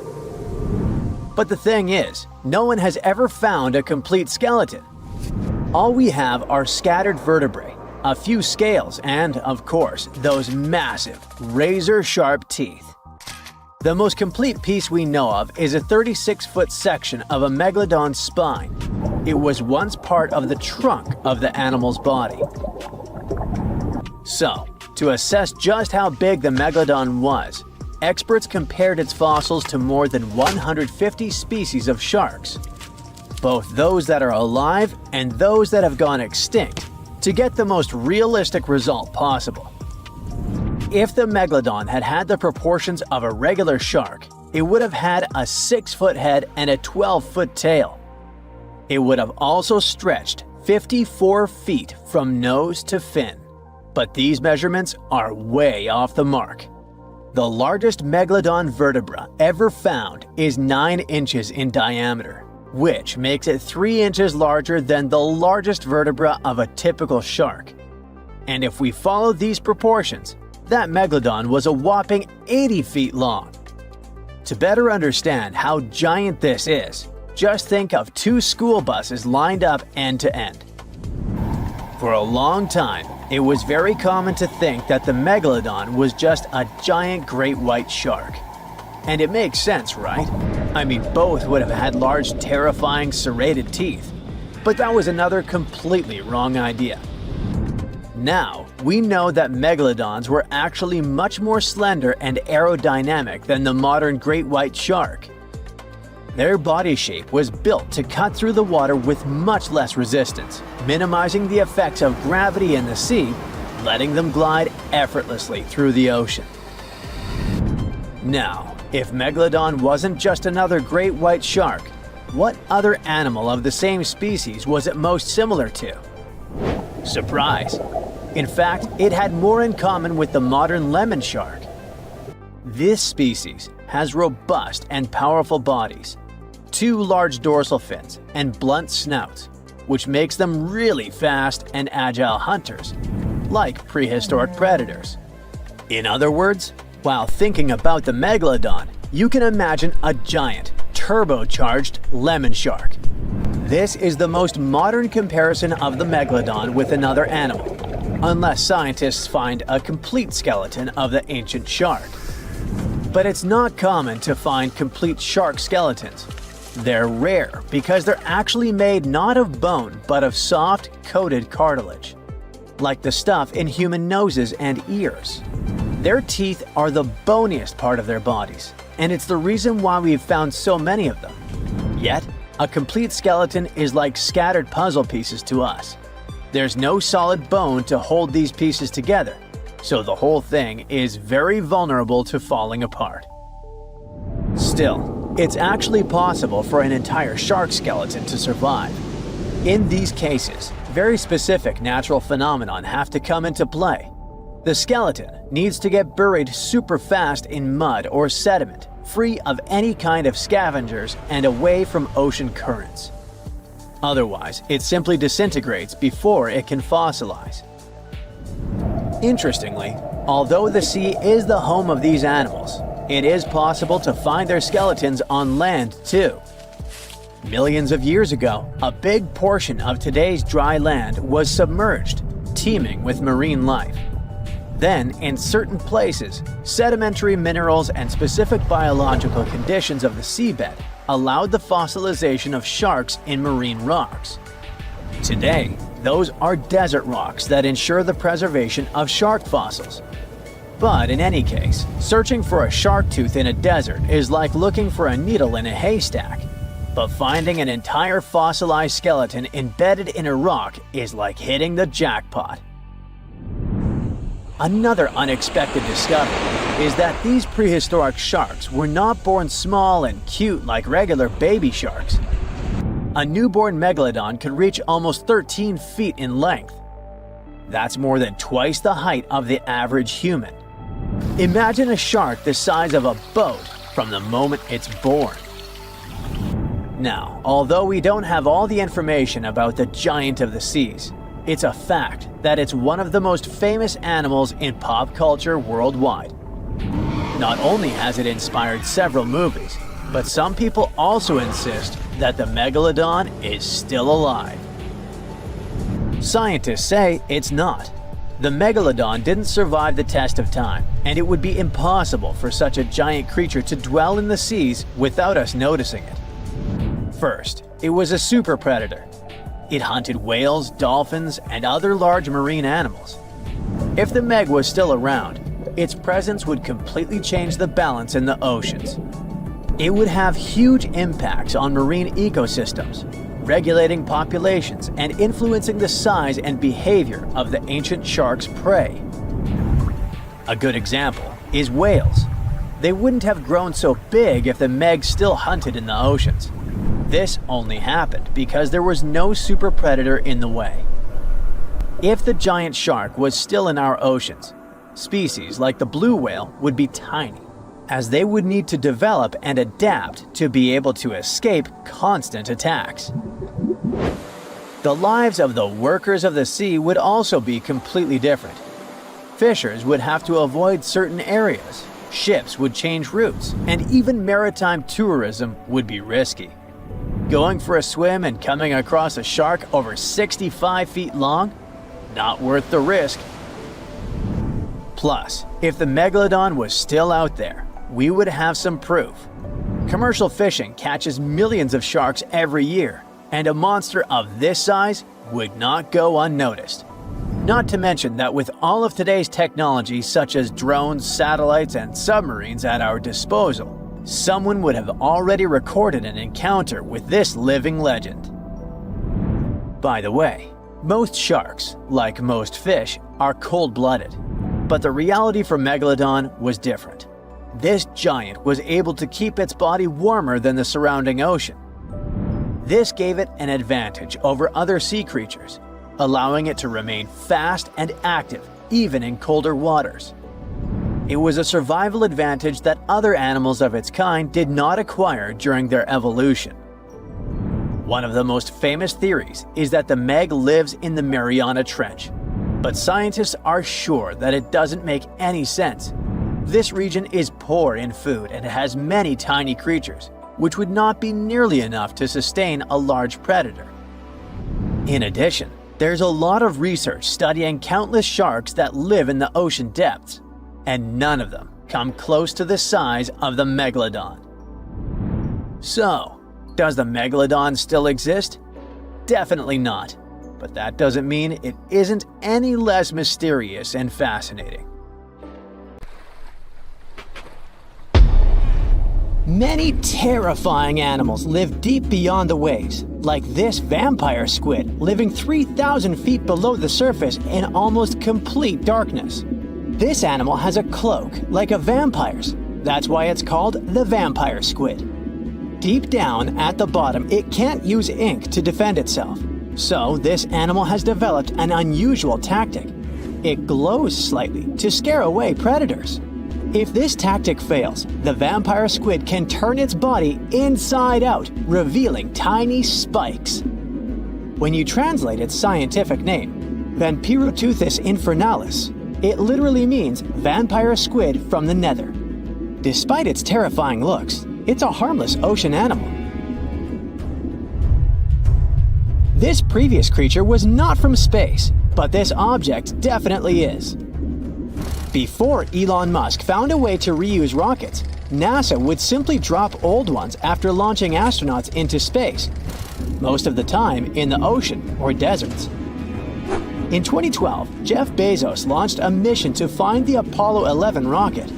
They found it by using sonar, but it was in terrible condition. It was sitting on the bottom of the ocean, not far from the predicted site. They were able to rescue the engine and reconstruct 2 of them. The most famous lost city is Atlantis, but sadly, we still haven't discovered it. However, Heraklion was also just a myth until one British pilot saw something that looked like a city while flying over the Mediterranean Sea. He reported it, and 60 years later, a group of divers went there. They were shocked when they found an entire city underwater. It was loaded with artifacts that could tell us a lot about the history of the place. Now it's one of the best underwater archaeological sites in the world. It's believed that the rising sea caused the whole city to go underwater. The Titanic sank in 1912. The wreck was claimed to be officially discovered 74 years later. In reality, though, a fisherman found the Titanic 8 years earlier while fishing in the Atlantic Ocean. He was pulling out his net when he spotted a head stuck in it. Luckily, it was just a doll's head. Years later, after the fisher had passed away, his son sold the doll to a doll collector. She did a lot of digging and research on every person who had a porcelain toy on the Titanic. She found the owner of the doll. Ava Hart was on the Titanic and had a doll with her. Ava survived the catastrophe by a miracle, but her toy didn't. Hart even wrote about the doll in her journal, and every detail matched the toy found by the fisherman. The tripod fish lives deep in the abyssal zone, around 20,000 feet below the surface.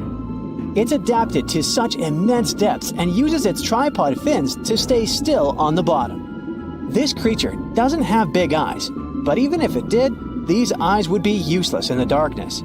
Instead, the tripod fish uses its fins like antennas to detect any movement in the water.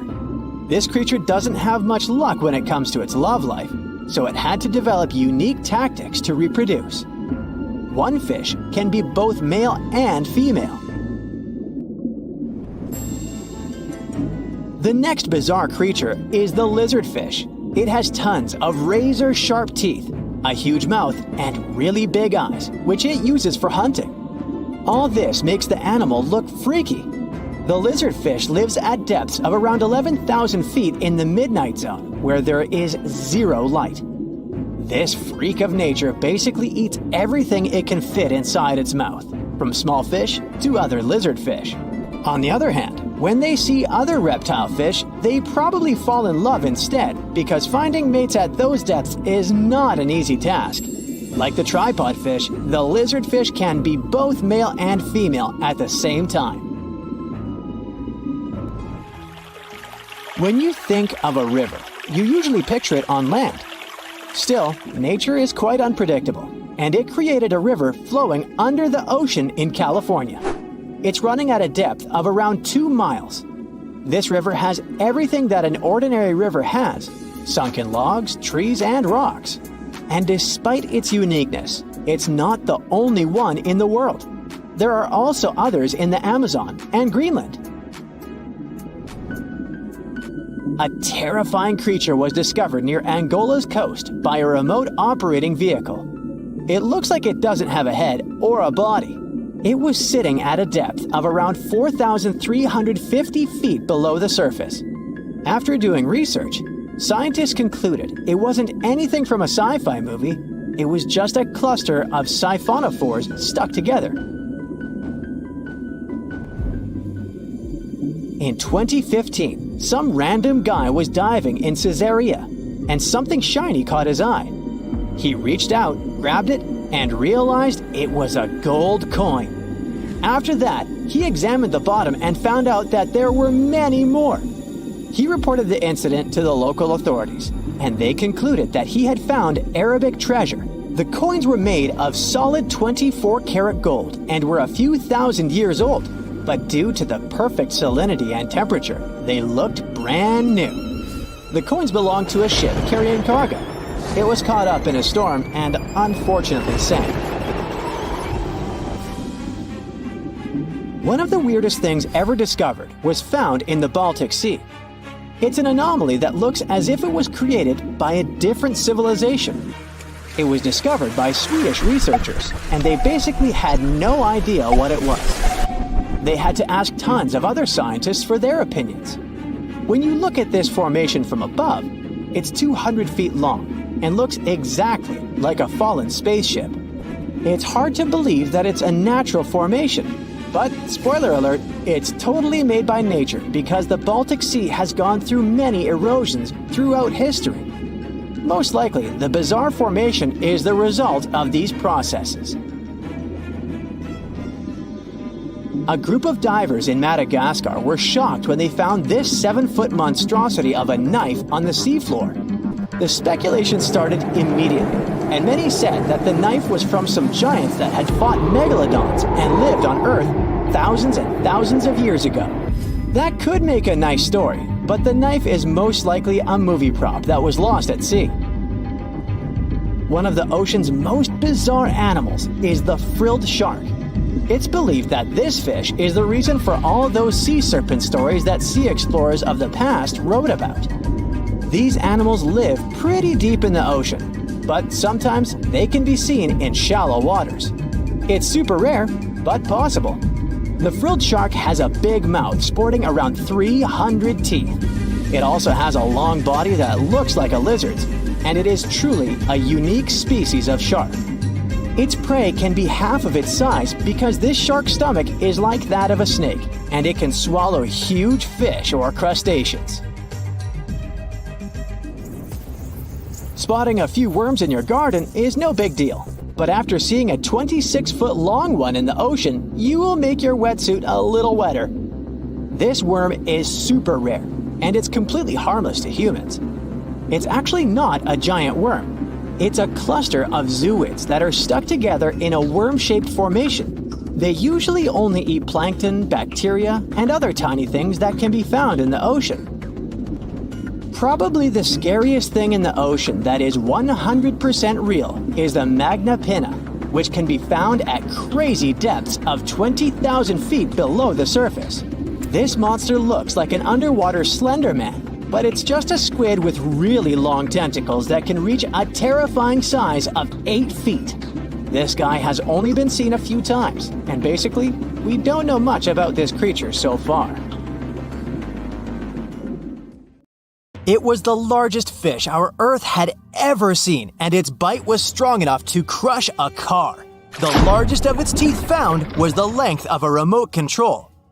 It consumed about 2,500 pounds of food a day. That's like 3,300 cans of tuna for you. The earliest megalodon fossils are from about 20 million years ago, but you won't see its skeleton, and that's because the mighty Meg had no bones. A skeleton made from bones gives most animals their body shape and strength. Sharks, though, come from the same subclass as rays, skates, and sawfish and have cartilage instead of bones. Cartilage is a tissue that is softer and more flexible than bones, but it's still tough enough to shape the body and protect the internal organs. Some areas are more flexible, since cartilage is weaker, and some, like the shark's head, are much tougher thanks to calcified cartilage. Their snouts, though, are made of really soft and flexible cartilage to work like a bumper in case of a collision with some dangers. Who knows if they'd be able to do all this with a heavy skeleton? Plus, cartilage makes their jaws more flexible, and they can open their mouths much wider than they would with a jaw made of bone. Our hero, Meg, was no exception, and it had the strongest bite of all living creatures, which was also made possible by a skeleton made of cartilage. Sharks take full advantage of their cartilage. It helps them swim and turn fast while hunting. One drawback of this type of skeleton is that it was really tricky for scientists to establish the shape and size of Meg. Normally, they would do it using fossilized bone skeletons or their parts. With Meg, they had to guess based on the teeth they found and comparisons with living relatives. A more recent 3D computer model was based partially on scans of a preserved spine discovered in the 1860s. The model showed that Meg was bigger, faster, and even hungrier than scientists had previously thought. Looks like an average megalodon was 52 feet long. That's slightly bigger than the height of the Hollywood sign and weighed 10 times as heavy as an elephant. There were also much bigger creatures. Scientists still aren't sure how the megalodon got this size. The fact that there were bigger and smaller Megs probably has to do with a little something called Bergmann's rule. It says that the temperature of the surrounding environment affects the animal's body size because they either need to conserve or shed heat. The megalodons that reached cooler waters probably needed more body weight to make sure they survived in low temperatures. Those living in warmer waters had to be smaller to avoid burning up. If the researchers were correct in their calculations, it also means that Meg reached a cruising speed of over 3 miles per hour, which is much faster than other sharks.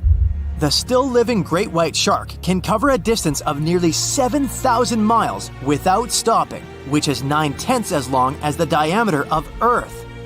It looks like the megalodon could have gone much further. Megalodons managed to survive on our planet for nearly 70 times longer than humans have. They were roaming the oceans for around 20 million years, and you could see them pretty much anywhere except near the poles. Scientists discovered the most northern fossils off the coast of Denmark and the most southern in New Zealand. The reason why there were no megalodon teeth found in Antarctica is most likely that these adapted to only warm tropical and subtropical waters. The younger ones like to keep to the shores, while full-grown adults preferred coastal areas, but they could easily move into the open ocean as well.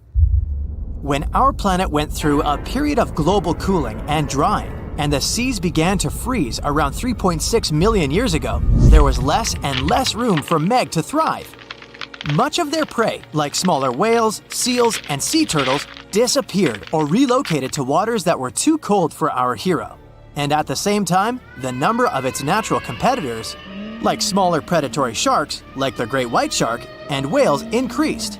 This shifting food chain dynamics could have been even more dangerous for the Meg than the cold ocean water. You're used to seeing them on the big screen as heartless monsters, but these huge sharks were actually loving and caring family guys. Scientists discovered several megalodon nursery areas in Florida, Maryland, Panama, and off the coast of Spain. It looks like they gave birth to their young in shallow water environments. Then, little megs would stay there with adults protecting and raising them until they were ready to fight off predators. The mighty meg had 276 teeth in 5 rows in its mouth. Similar to other sharks, it was fast in replacing its worn-out or lost teeth. With 4 or 5 rows of teeth in its mouth, it basically acted like a conveyor belt, able to grow back damaged or missing teeth. This means that an adult megalodon probably would have grown several thousand teeth throughout its lifetime. Although the great white shark is often mentioned as Meg's closest relative, they'd hardly be distant cousins.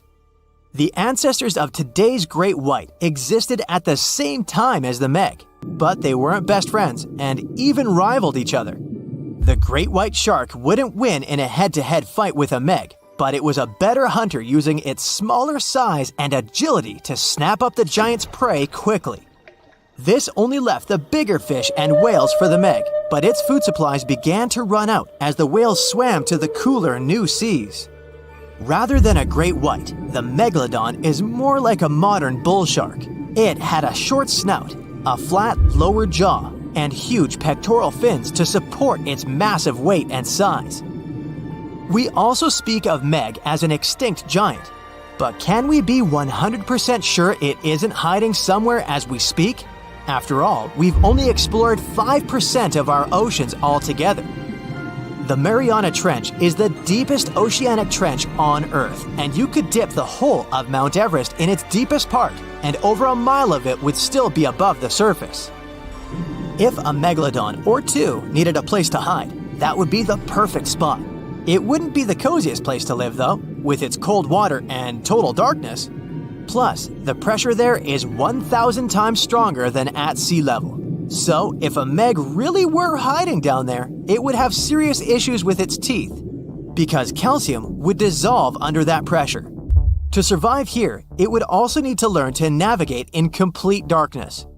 That means it would have either become bioluminescent or evolve to grow massive eyes like the giant squid. If the Meg were still around and true to its dietary choices, it would have to eat smaller fish, and that would be a problem for us humans. Especially those of us who love fish, that is. And the ocean isn't cooling down these days. The megalodon would love its temperature and would thrive and reproduce faster than ever. Those giants would create some massive problems for cargo ships and cruising vessels. In case you're now scared at the thought of meeting a megalodon, relax. Most scientists don't think it's possible because of our hero's size. Most foods that megalodons like to eat live in shallow ocean areas and not in the deep, deep sea. Meg would need to come up for dinner every now and then, and it's kinda hard to miss a creature this big. They're both giant prehistoric creatures to us, but the megalodons and the dinosaurs never actually coexisted. The dinosaurs probably died out about 66 million years ago. Megalodons seem to have appeared a bit later. So imagine stumbling upon a creature so huge it could dwarf even the largest known marine animals today. Scientists discovered the fossils of this beast on England's coast and believe it once ruled the waves. The new species was named Ichthyotitan severnensis, but thankfully for me, scientists nicknamed it the Little Stock Monster. Its estimated lengths range from 72 to 85 feet long, almost as big as a blue whale. Megalodon can't even compare to this. It was only about 60 feet long. And what's crazy is that this fossil we found wasn't even an adult, so who knows what their actual size was. The first piece of the Little Stock Monster was discovered in 2016 in the Westbury Formation. Researchers found a 3-foot-long jaw part that belonged to an unknown species. For years, this single fragment had been driving them crazy because they had no idea what that animal was. Then, in 2020, a miracle happened, of sorts. A father with his 11-year-old daughter found the second piece of fossil on a beach. This discovery led to more findings. Finally, in 2022, the last piece of the literal jaw puzzle was found, buried along the Somerset coast. This leviathan belonged to the Shastosaurid family. Both the lilstock monster and other shastosaurids had one ancestor, so all the species in this family are super similar to each other. For example, all of them were the largest marine reptiles ever to exist. Although our lilstock monster is much larger, most shastosaurids could grow up to only 69 feet long, and it's possible that the lilstock monster, when fully grown, would reach up to 100 feet or even more. Both of their bodies were just perfect for cruising the ancient seas. These marine titans were elegant and slender, with an elongated snout. Other marine animals at the time were smaller and looked more like dolphins. Shastosaurids had long paddle-like limbs adapted for efficient swimming. Their skulls show large eye sockets, which means they had excellent vision. If you were in the ocean, no matter what time it was or where you were hiding, they could spot you. They were also incredibly fast and could dive to great depths. Of course, all these things made them the most terrifying predators. They ate pretty much everything, including fish and squid, and you if you were there. They probably captured their prey like whales, opened their huge mouths, and literally sucked the fish in. What made the lilstock monster especially scary is that it wins in the jaw competition. For other shastosaurids, their jaws were a bit weaker, so they hunted smaller fish, kind of like today's orcas. They required vast amounts of food. This shows us that the Earth's Triassic oceans had rich, productive food webs. But the lilstock monster has this unique feature. It could open its jaw almost 90 degrees upwards. It also had tons of powerful muscles around. Its jaws were horrifyingly strong. So while others were hunting some squids, the lilstock monster probably hunted large fish and even other marine reptiles. Fossils of shastosaurids have been found everywhere in the world, from North America to Asia. This means that these creatures dominated and terrorized the oceans for millions of years, although even they weren't completely safe from scavengers. And that's exactly why we struggle to find these fossils now. Scavengers didn't leave any remnants of them. So, while we have some fossils of this marine family, they mostly remain a mystery for us. They lived in the oceans about 200 million years ago, in the late Triassic period. The Earth looked completely different back then. All continents were united in one Pangaea, a huge landmass. Some parts of this supercontinent were covered with lush conifer forests, while others were dry deserts and open prairies. It was before the famous Jurassic period, but there were already first pterosaurs and amphibians. It seems like those monsters were crazy resilient. The Triassic period was super unstable, but they survived through many changes in the environment. Well, until the last one. The Triassic extinction came out of nowhere. It was one of the Earth's Big Five extinction events. It wiped out almost all species on the planet, including these leviathans. It's still not clear what happened exactly, but it looks like there was a huge tectonic activity. Volcanoes in the oceans were going crazy back then. These massive volcanic eruptions have probably altered the climate and ocean chemistry, leading to the extinction of many species. Scientists have a theory that it might have happened because there was a rain of comets flying to our planet from the Oort cloud. This likely happens about every 200 million years or so. I wasn't around then, so I'm just guessing here. In any case, after the extinction, the Earth took some time to recover. Then it entered the famous Jurassic period. More terrifying sea monsters were on the way. One of them left us a colossal skull. This fossil is 150 million years old, and it also belonged to a sea beast from Jurassic times. They called it the Sea Rex. The name is very fitting. This monster could have broken a car in half with one bite. It was also discovered accidentally. A fossil enthusiast was walking along the Jurassic coast. This place is famous for having tons of ancient fossils, all because of the erosion in stormy weather. Typically, people find small spiral fossils here. However, this time, he discovered a giant sea monster fossil. Excited, he contacted scientists. They arrived at the spot right away and then had to carefully climb down a cliff to search for the rest of the skull. This fragment alone is 6.5 feet long. Turns out, it's a newly discovered species of pliosaurs, giant predators of the ancient seas. Pliosaurs were among the largest marine predators ever. Some of them grew up to 40 feet long. They used their huge teeth to snatch and devour prey, including other reptiles. Well, at least those creatures are far gone. But what about the horrors that still live in our oceans? Recently, biologists discovered the world's longest animal, the one that's still alive to this day. They found it off Australia's coast, on the Gascoyne coast, a very mysterious and unexplored place. There, underwater vehicles stumbled upon a frightening 150-foot-long siphonophore. That's twice as long as many blue whales and 3 times as long as a humpback whale. Doesn't it kind of look like one of those toy string worms? But this creature isn't friendly at all. It's a string-like deep-sea predator. What's even more scary is that this isn't actually one creature. It's a colony of small clones working together as one. Basically, collective consciousness. Ooh, Borg. Together, they stretch out like a single long string in the water. This creature might be the longest siphonophore ever found, and it was discovered at a depth of around 2,000 feet. Siphonophores, similar to jellyfish, capture their prey by dangling stinging tentacles in the water. When their tentacles touch small crustaceans and fish, they get paralyzed, and then they're reeled up to the colony's body. Expeditions to Western Australia's underwater canyons were definitely worth it. Together with that siphonophore, scientists have discovered up to 30 potential new marine species. Among them were a new octopus or squid, a long-tailed sea cucumber, glass sponges, and giant hyroids, colonies of animals resembling upside-down jellyfish. None of them have been seen before in Australia. But most of them weren't as scary as the one that was recently discovered in the Gulf of Mexico. This creature is straight out of a sci-fi thriller, a 26-foot-long mangapinna squid or bigfin squid. It was discovered near an offshore oil rig at a depth of more than 7,800 feet. It has incredibly long elastic tentacles, which can be 15 to 20 times longer than its body. It holds them at right angles to its body, making it look even creepier, almost as if it has elbows. And yes, it's another deep-sea predator.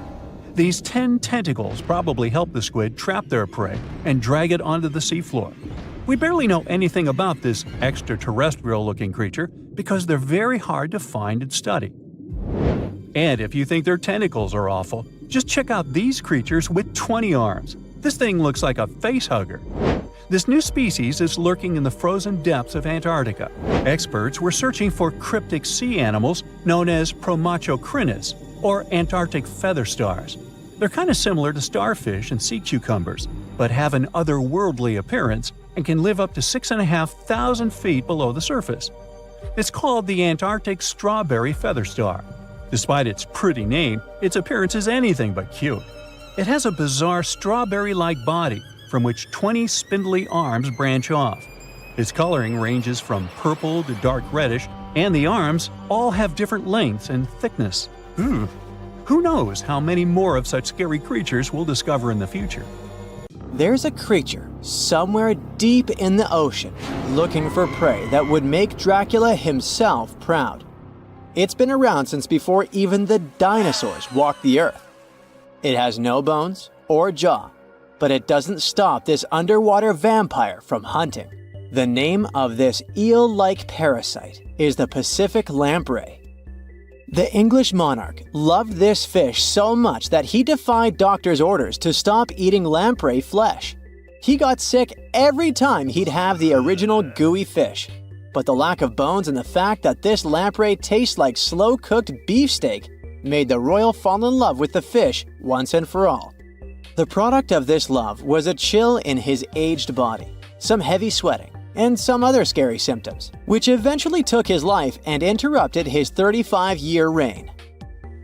The lamprey is way better at surviving, as it lived through at least 4 mass extinctions. Its ancient ancestors evolved over 450 million years ago. There are around 40 living species of lampreys still thriving across the world. The Pacific lamprey is just one of them.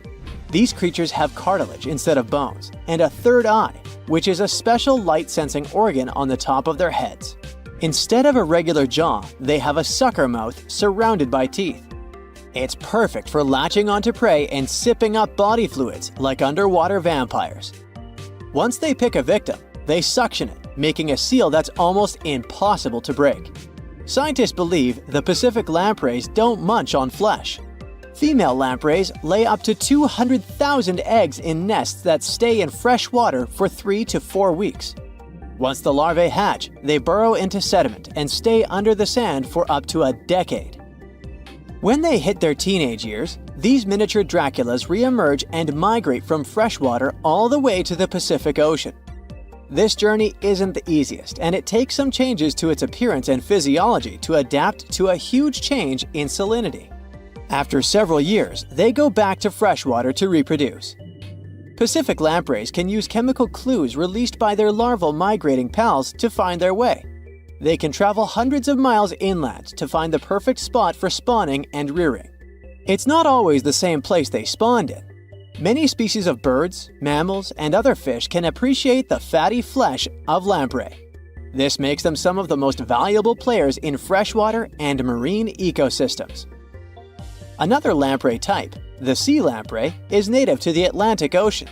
It's not that dangerous when it's at home, but once it gets to the Great Lakes, it becomes a real threat to the 4 local native species of lamprey.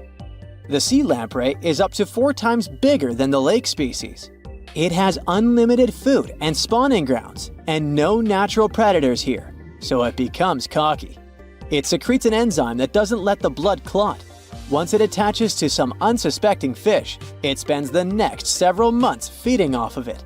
And even if the fish shakes the lamprey off, it doesn't have long to live because the mark the predator leaves behind. Sea lampreys aren't interested in humans, but can accidentally latch onto a swimmer. It won't be fatal, but it's not the most pleasant sensation, and you need to get the spot of the impact disinfected.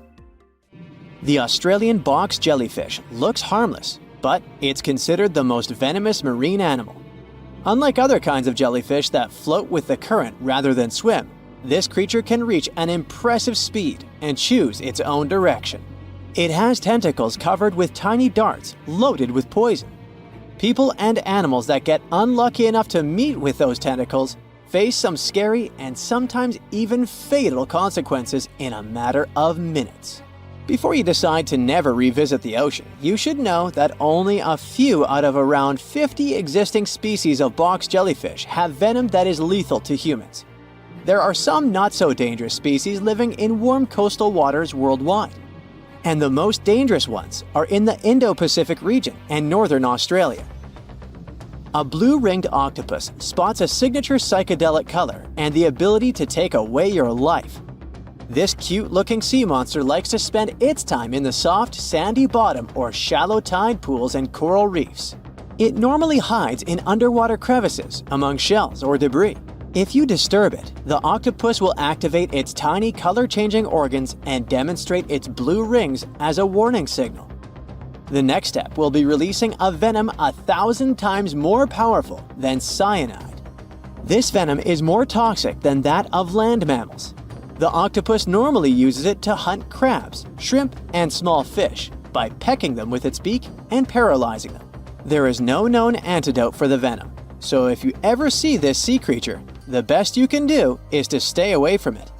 It bites without any pain, so you might notice when it's too late. The good news is that it's not aggressive and won't go after you unless it's cornered. The reef stonefish are masters of disguise in the underwater world that camouflage themselves on rocks, coral reefs, or just blend into the seabed. They thrive throughout tropical marine waters of the Indo-Pacific. Their invisibility superpower makes them especially dangerous to their prospective victims they ambush and swallow whole. If someone happens to disturb them, their 13 defensive dorsal spines stand on end and deliver a powerful venom punch. They say stonefish stings are extra painful and lead to scary consequences within minutes. They're called the most venomous fish in the world. If you don't do anything about it, the impact can be lethal. If you ever go diving in the Pacific Ocean, be careful not to pick up a cone snail from the seafloor. It has a beautiful shell made of brown, black, or white patterns. Like most other snails, it's slow, but it has a complicated system of seeking out prey. It likes to snack on fish, marine worms, or even other snails. Once a cone snail senses food is near, it activates a sharp proboscis, or a needle-like protrusion from its mouth. The attack is swift and super potent. The victim doesn't even have time to realize what happened to them. Once it's completely incapable of moving, the cone snail swallows it whole. Humans aren't on its menu, but it can still release the venom if someone steps on it or disturbs it. The proboscis can even penetrate gloves. Luckily, only several out of over 700 species of cone snails can take a human's life. But since there's no antivenom, you better not risk it.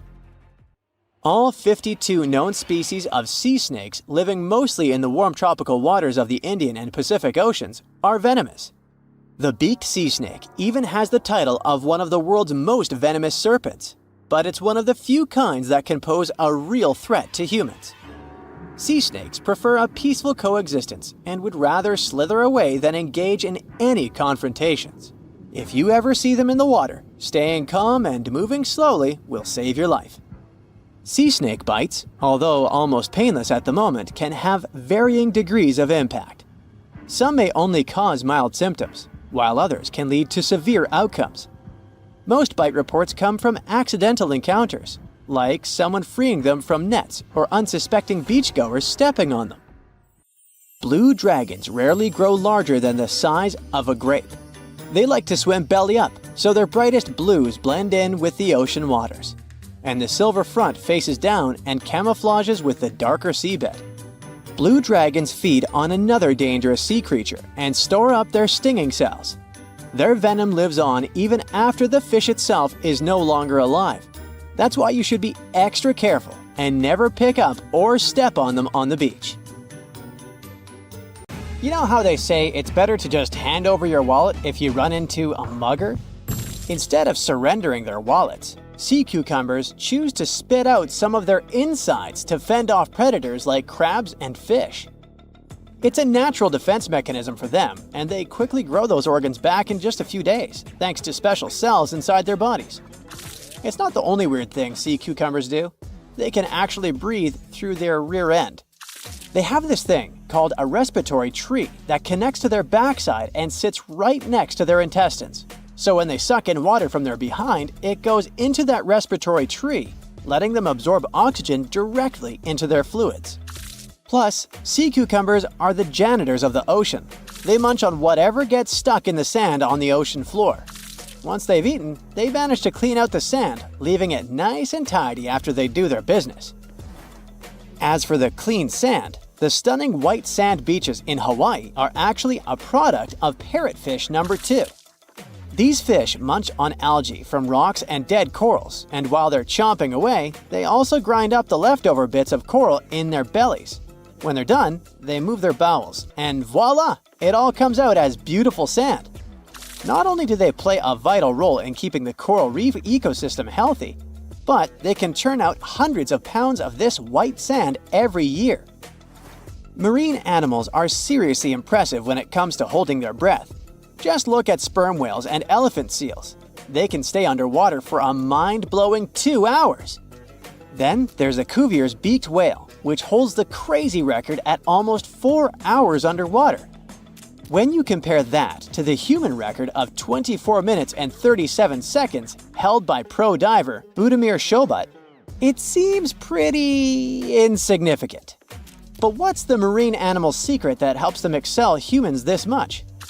Unlike us, these sea creatures have a ton of hemoglobin and myoglobin in their blood and muscles, allowing them to store way more oxygen. When their oxygen runs low, myoglobin steps up and releases even more. Plus, they can tolerate higher levels of CO2, so they don't feel the need to breathe as quickly. There's even a study that found their myoglobin molecules have a unique charge that keeps them from sticking together, which boosts oxygen storage. And on top of all that, they can slow down their heart rate and restrict blood flow to hang out underwater even longer. Rumor has it that about 540 million years ago, a meteor loaded with frozen octopus eggs smashed into Earth. Sounds like a delirium, but some scientists are entertaining a very questionable idea that octopuses and their cephalopod buddies, like squids and cuttlefish, might actually have some extraterrestrial origins. The thing is, cephalopods have extraordinary DNA that doesn't look like any other DNA on our planet. They've got around 33,000 protein-coding genes in their genome, which is way more than what we humans have. A recent study suggests that their evolutionary story shows some odd traits that might hint at a connection to space, like they could be from some super far-off past, or even the future. The researchers went as far as to claim that modern octopuses could be the descendants of these frozen creatures that hitched a ride on comets and splashed down in our oceans. And why octopuses? Well, they really stand out in the animal kingdom. They can use different tools to build their own houses, and they can even solve everyday problems independently of their brain, as 2/3 of an octopus's neurons are in its arms. These traits seem to have just appeared out of nowhere during evolution. They even tossed around another quirky theory. What if an extraterrestrial virus crashed into early squid populations and gave them a crazy boost in evolution, turning them into the octopuses we know today? Anyways, these are just fun speculations without any hard proof. Now, this funky object is an animal, not a rock. It's called sand dollar. Just look at the shape of its shell. Once sand dollars are exposed to the sun, their shells lose their soft, spiny covering and become bleached white. Back in the day, beachcombers thought these shells looked a lot like big silver coins, kind of like the old Spanish dollar that was about the same size. But if you prefer, you can call them sand cakes instead. These quirky creatures have tiny spines on their surface, and they glide along the ocean floor. They use small tube feet that line the grooves on their underside to grab bits of food like plankton and algae, which they then send to their mouths. Inside, they have 5 triangular teeth that help them munch on their meals. In some Georgia folklore, sand dollars are said to represent coins lost by mermaids. Sand dollars have a unique talent for cloning themselves. They can do this for a bunch of reasons, like when a predator comes around. Some species of sand dollar larvae can actually split in half as a defense mechanism. It takes about 24 hours for them to clone themselves, and the new larvae end up being about 2/3 smaller than the original, which helps them hide from danger. Wait, is that a giant sea hot dog racing through the ocean? Sorta. Some scientists have joked that sperm whales seriously resemble enormous hot dogs. These massive creatures can take quick naps, standing up for about 10 to 15 minutes. They only sleep about 7% of the time, mostly between 6 p.m. and midnight. Sperm whales also have a cool ability to retract and extend their eyes, thanks to a thick retractor muscle around them, but they can't actually roll their eyes in their sockets. Plus, they have the most asymmetrical skull of any mammal out there. Oh, and let's not forget, they have the largest brain of any living creature, weighing in at over 9 pounds. Unlike us humans, if dolphins went into full-on snooze, they'd stop breathing and could drown. So they figured out a genius solution. They let only one side of their brain sleep at a time. This means one half stays awake to keep them breathing and watching out for any potential threats. When they snooze, they only close one eye. If their right brain is resting, their left eye is shut, and vice versa. This unique sleep style is called unihemispheric sleep, and it lets them recharge without ever fully losing awareness. On top of that, dolphins might be using corals and sponges like their own little pharmacies. Scientists have seen them rubbing their bodies against specific types of coral and sponges, suggesting they might be treating skin issues. They've even spotted dolphins lining up to take turns at these spots, using corals like Gorgonian coral Rumpella aggregata, leather coral, and some sponges. What's really fascinating is that researchers have analyzed these corals and found they contain compounds that could help with dolphin skin conditions, which can sometimes lead to infections and lesions. Now, the big question is figuring out exactly how each type of coral helps dolphins, and if it really boosts their health overall. Sea urchins aren't exactly the Usain Bolts of the ocean. They move slowly by crawling with their tube feet and occasionally give themselves a little push with their spines. These little guys have just 5 teeth, which they use like a beak to scrape algae off rocks, which I'm pretty sure is the ocean's version of an all-you-can-eat buffet. But since all that scraping wears their teeth down, they're in a never-ending dental replacement program. Scallops are the underwater equivalent of the world's most confused security cameras. sporting up to 200 tiny eyes on their shells. These eyes are high-tech. They can even adjust their pupils to light. Instead of working like ours, scallop eyes have a unique setup. Light goes through a pupil, lens, two retinas, and then hits a mirror made of guanine crystals that reflects it back. Scientists were puzzled about how they see since their main retina often gets blurry light. But it turns out, scallops can change their pupil size by about 50%. Just don't expect them to do it in a hurry, as it takes a few minutes. Now here's something really neat about orcas. They're expert hunters, and they do it in groups called pods. A pod can consist of up to 40 orcas, forming a very effective hunting team. Interestingly, there are distinct types of pods: resident and transient. Resident pods are more into fish, while transient pods have a taste for marine mammals.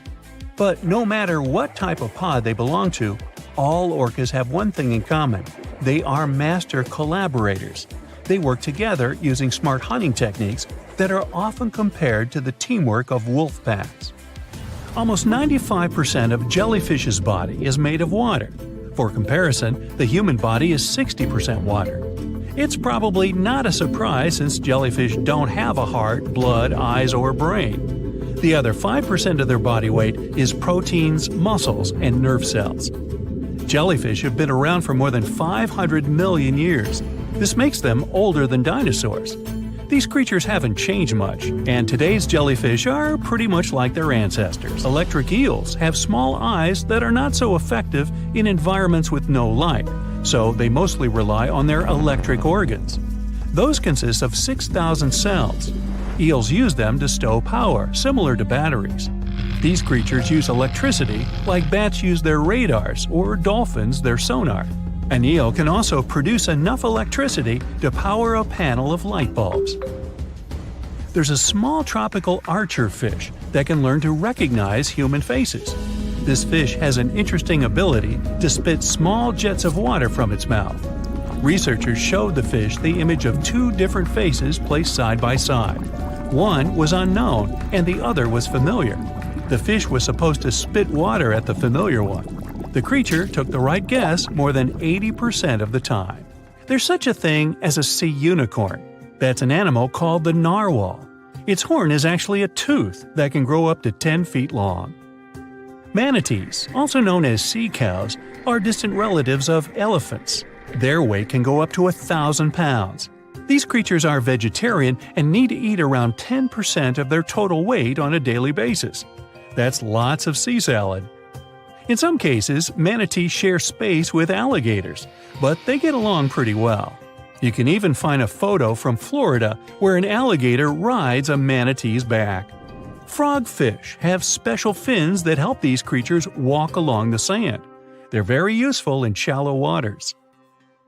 A ghost pipefish is hard to see, but once you spot it, you're bound to get really surprised. Its head makes up over 40% of its body. Crabs don't feel like wasting time on such formalities as putting foods in their mouth. That's why they taste it with their feet, which is where their taste buds are. Marine iguanas are the only lizards on our planet that like spending time in the ocean, even though they mainly live on land. They're herbivores that feed in shallow waters and swim like snakes. Iguanas use their long claws to hold onto the bottom when they need to graze. Green turtles can cross over 1,400 miles when migrating. They try to find the perfect spot to lay their eggs. Penguins sort of fly when they're underwater, reaching a speed of 25 miles per hour.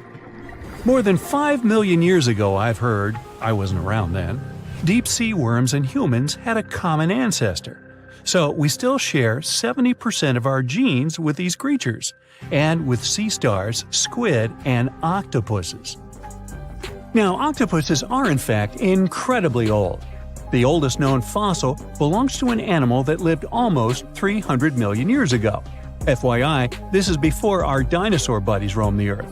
Wait, there's more! Octopus arms have a mind of their own. That's because 2/3 of their neurons lie in their arms, not in their heads.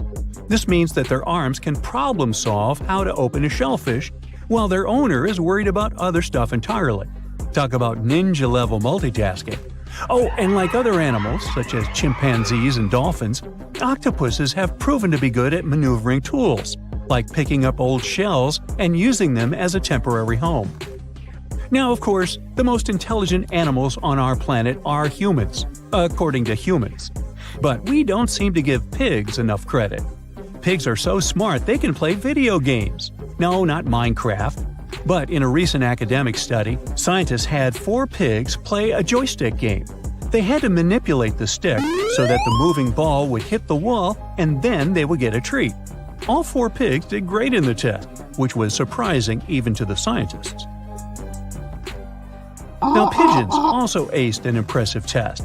They were trained to differentiate a Picasso painting from a Monet one, which they had no trouble learning. Then they were able to apply this knowledge, identifying works of art they had not previously seen, meaning they really understood the difference between each painter. Poor things are always seen as a nuisance. Now, if we placed kangaroos in an Animal's Most Amazing Ability contest, they'd win. It's mainly because they break the 4-legged rule. A special species of kangaroo, the red kangaroo, uses its tail to help propel it forward. Now, visually, it has 4 limbs, but in practice, it uses 5. They're biologically built to use their tail as a 5th limb, since it's packed with articulated vertebrae and thick muscles. Of course, it had to be an Australian animal. Deep within the Sahara Desert, you'll find a little creature known as the fennec fox. This huge-eared animal adapted perfectly to survive in its hostile environment. The huge ears help them to dissipate the unbearable heat of the desert, as well as help them to hunt for underground prey. Now meet this guy.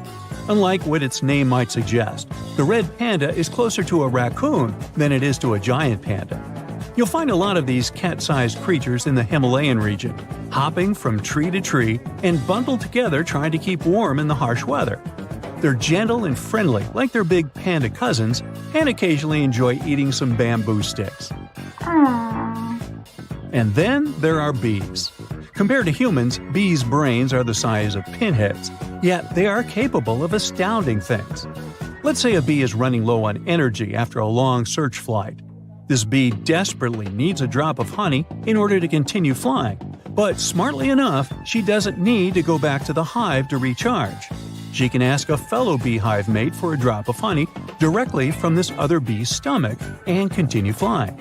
This type of decentralized system allows them to build highly effective societies, one that bees don't need to push to the queues in front of the honey cells, for example. Every year in the winter, great white sharks that live along the California coastline disappear. It feels as if they take a vacation for 30 to 40 days. The animals go to a point halfway between Hawaii and Mexico. They might do it to get some food, relax, or hang out with their buddies from other areas. The spot is now called the Whale Shark Cafe. Some types of sharks, like makos, whale sharks, or white sharks, breathe in a very specific way. It requires them to swim all the time. They also need to move quickly and with their mouth open. This way, the oxygen can enter and reach their gills. Sea sponges are some of the most primitive animals. They're immobile, don't have a mouth, eyes, bones, brain, heart, lungs, or any other organ whatsoever. And still, they're alive. There's such a thing as a sea unicorn. That's an animal called the narwhal. Its horn is actually a tooth that can grow up to 10 feet long. Manatees, also known as sea cows, are distant relatives of elephants. Their weight can go up to 1,000 pounds. These creatures are vegetarian and need to eat around 10% of their total weight on a daily basis. That's lots of sea salad. In some cases, manatees share space with alligators, but they get along pretty well. You can even find a photo from Florida where an alligator rides a manatee's back. Frogfish have special fins that help these creatures walk along the sand. They're very useful in shallow waters. A ghost pipefish is hard to see, but once you spot it, you're bound to get really surprised. Its head makes up over 40% of its body. Crabs don't feel like wasting time on such formalities as putting foods in their mouth. That's why they taste it with their feet, which is where their taste buds are. Marine iguanas are the only lizards on our planet that like spending time in the ocean, even though they mainly live on land. They're herbivores that feed in shallow waters and swim like snakes. There's something known as the orange cat behavior, and apparently it's not just a meme. So far, scientists have been able to understand that coat color is connected to a feline's gender. And since orange is an X chromosome, orange cats are usually males, like Garfield. The so-called orange cat behavior describes ginger cats as agents of chaos. Again, pretty much like Garfield. However, there haven't been any conclusive studies on whether coat color and cat behavior are truly linked. In terms of vision, mantis shrimps probably have the most psychedelic vision out of all animals. These funny-looking creatures have a whopping 16 varieties of photoreceptors, with 5 of them reserved for the ultraviolet or UV spectrum. Ultraviolet rays are really short wavelengths, which are invisible to humans. The thing science still doesn't understand is how exactly these mantis shrimp view the world around them. Sure, they can perceive a bunch of colors, but they can't necessarily distinguish all of these colors among themselves. It can be that they just see a lot of really vivid, really blurry colors, but we haven't figured out a way to check that out. Now, to say sloths are cute is an understatement. They may be one of the friendliest animals in the jungle, but there's more. If you look closely at their fur coat, you'll notice hints of green. These greeneries are actually tiny little algae that grow alongside sloths. They help sloths to camouflage better in the jungle, but they also nurture them. The little cracks inside a sloth's fur create the perfect environment for algae reproduction, and scientists have found species of algae that don't exist anywhere else in the world. They do get by with a little help from their friends. Deep within the Sahara Desert, you'll find a little creature known as the fennec fox. This huge-eared animal adapted perfectly to survive in its hostile environment. The huge ears help them to dissipate the unbearable heat of the desert, as well as help them to hunt for underground prey. So you're swimming 2 miles down at the bottom of the ocean. Don't ask me how, just play along. It's cold and the pressure is intense. No fish in sight. Then you notice a green shiny thing. It's a cookie cutter shark. Its neck glows in the dark to attract fish and other delicious treats. The shark doesn't look like much. It's small, about the size of a cat. It has brown skin and large green eyes. But looks can be deceiving. Every night, this creature rises to the surface and goes after great white sharks, whales, even swordfish. If you look closely, you'll see a round mouth with a bunch of sharp teeth in it. They don't just bite, they work kind of like a saw. This one's called a cookie cutter shark because when it sees something delicious, it takes a cookie-shaped bite out of it. These sharks have even been known to disable submarines. Wonder what flavor they are. Our next shark is about the length of a car. Only about 100 of these sharks have ever been seen, but if you met one, you'd never forget it. It has a big mouth, a huge mouth, a mega mouth, like me. It's the mega-mouthed shark. You could easily fit in it if you curled yourself up. They're not dangerous though, not to humans. They feed by swimming around with their mouths open, filtering out plankton and other underwater goodies. The shark has special organs in its mouth that glow, attracting little crustaceans. It swims deep in the ocean in total darkness. Probably has a great smile though. Thresher sharks also have a huge body part, the tail. It's almost half the length of the shark itself, and it looks like a helicopter blade. It's one of the few animals that hunts using its tail.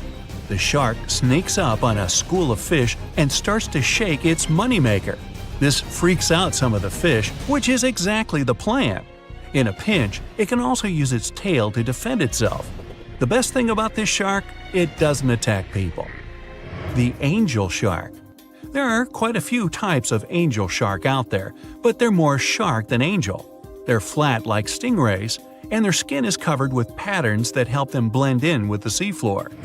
Because of this disguise, divers sometimes accidentally touch them, which isn't the best idea. They're fast and have powerful jaws. Still, they prefer the taste of small fish to you.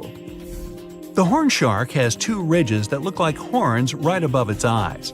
It's definitely the grandpa of the shark world. Not aggressive, swims pretty slowly, and is up late almost every night.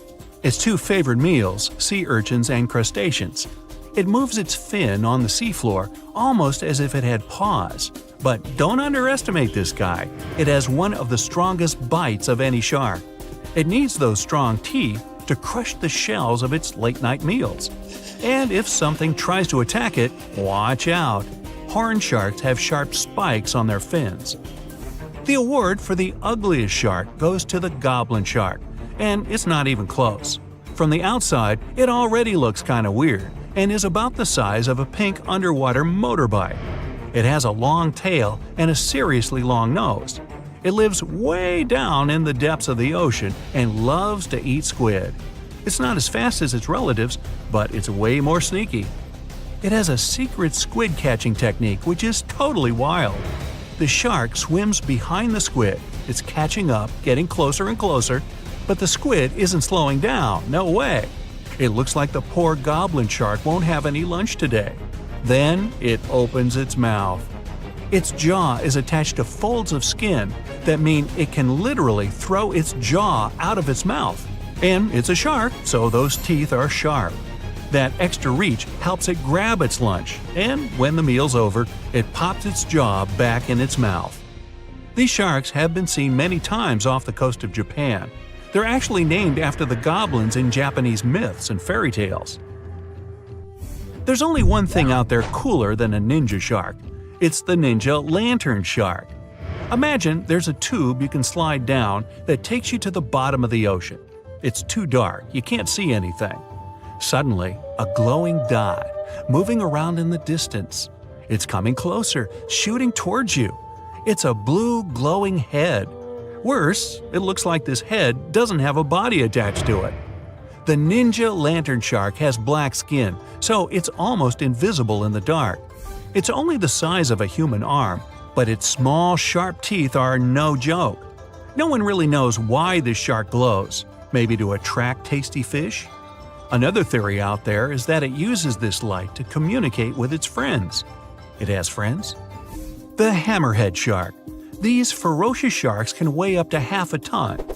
They live in tropical waters all over the world, and they're one of the most recognizable sharks out there. Their eyes really are located on the sides of their hammerhead. This means they can see in almost all directions. They even have special neck muscles to lift their head up and down just to see that little bit better. Their favorite food? Stingrays. You know, those flat things that swim along the seafloor, camouflaged to look like sand and bits of rock. Stingrays get by blending in with their surroundings. Danger mostly just swims by. But the hammerhead's eyes see everything. Uh-oh. Great white sharks, hammerheads, and other large sharks live for about 25 years. But one shark can live much, much longer. The Greenland shark can live anywhere from 300 to 500 years. It lives mostly in the North Atlantic and Arctic oceans. It loves to swim deep down where it's dark, so it uses its nose to sniff out food. Since it spends so much time down there, it's figured out how to withstand the strong pressure. It's one of the oldest living, largest, and slowest fish on Earth. Just imagine, you're on an Arctic cruise and you see one of these sharks moving slowly through the freezing cold water. It might be 400 years older than you. Most sharks are omnivorous.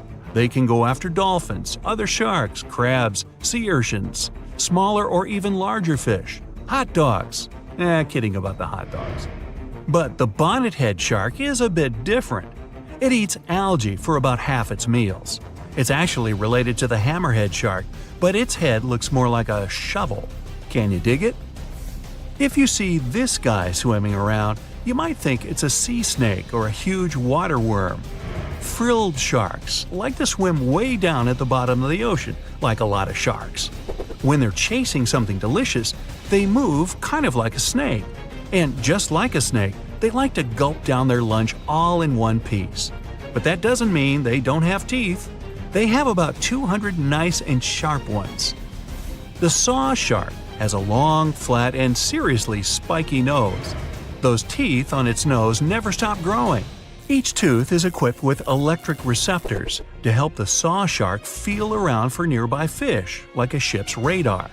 When dinner's nearby, the shark swims up and strikes with its nose, waving it around like a knight showing off his skills. Meanwhile, you won't have time to blink if this guy floats past. Did you see it? How about now? Meet the fastest shark in the world, the short-fin mako shark. It can swim up to 35 miles per hour.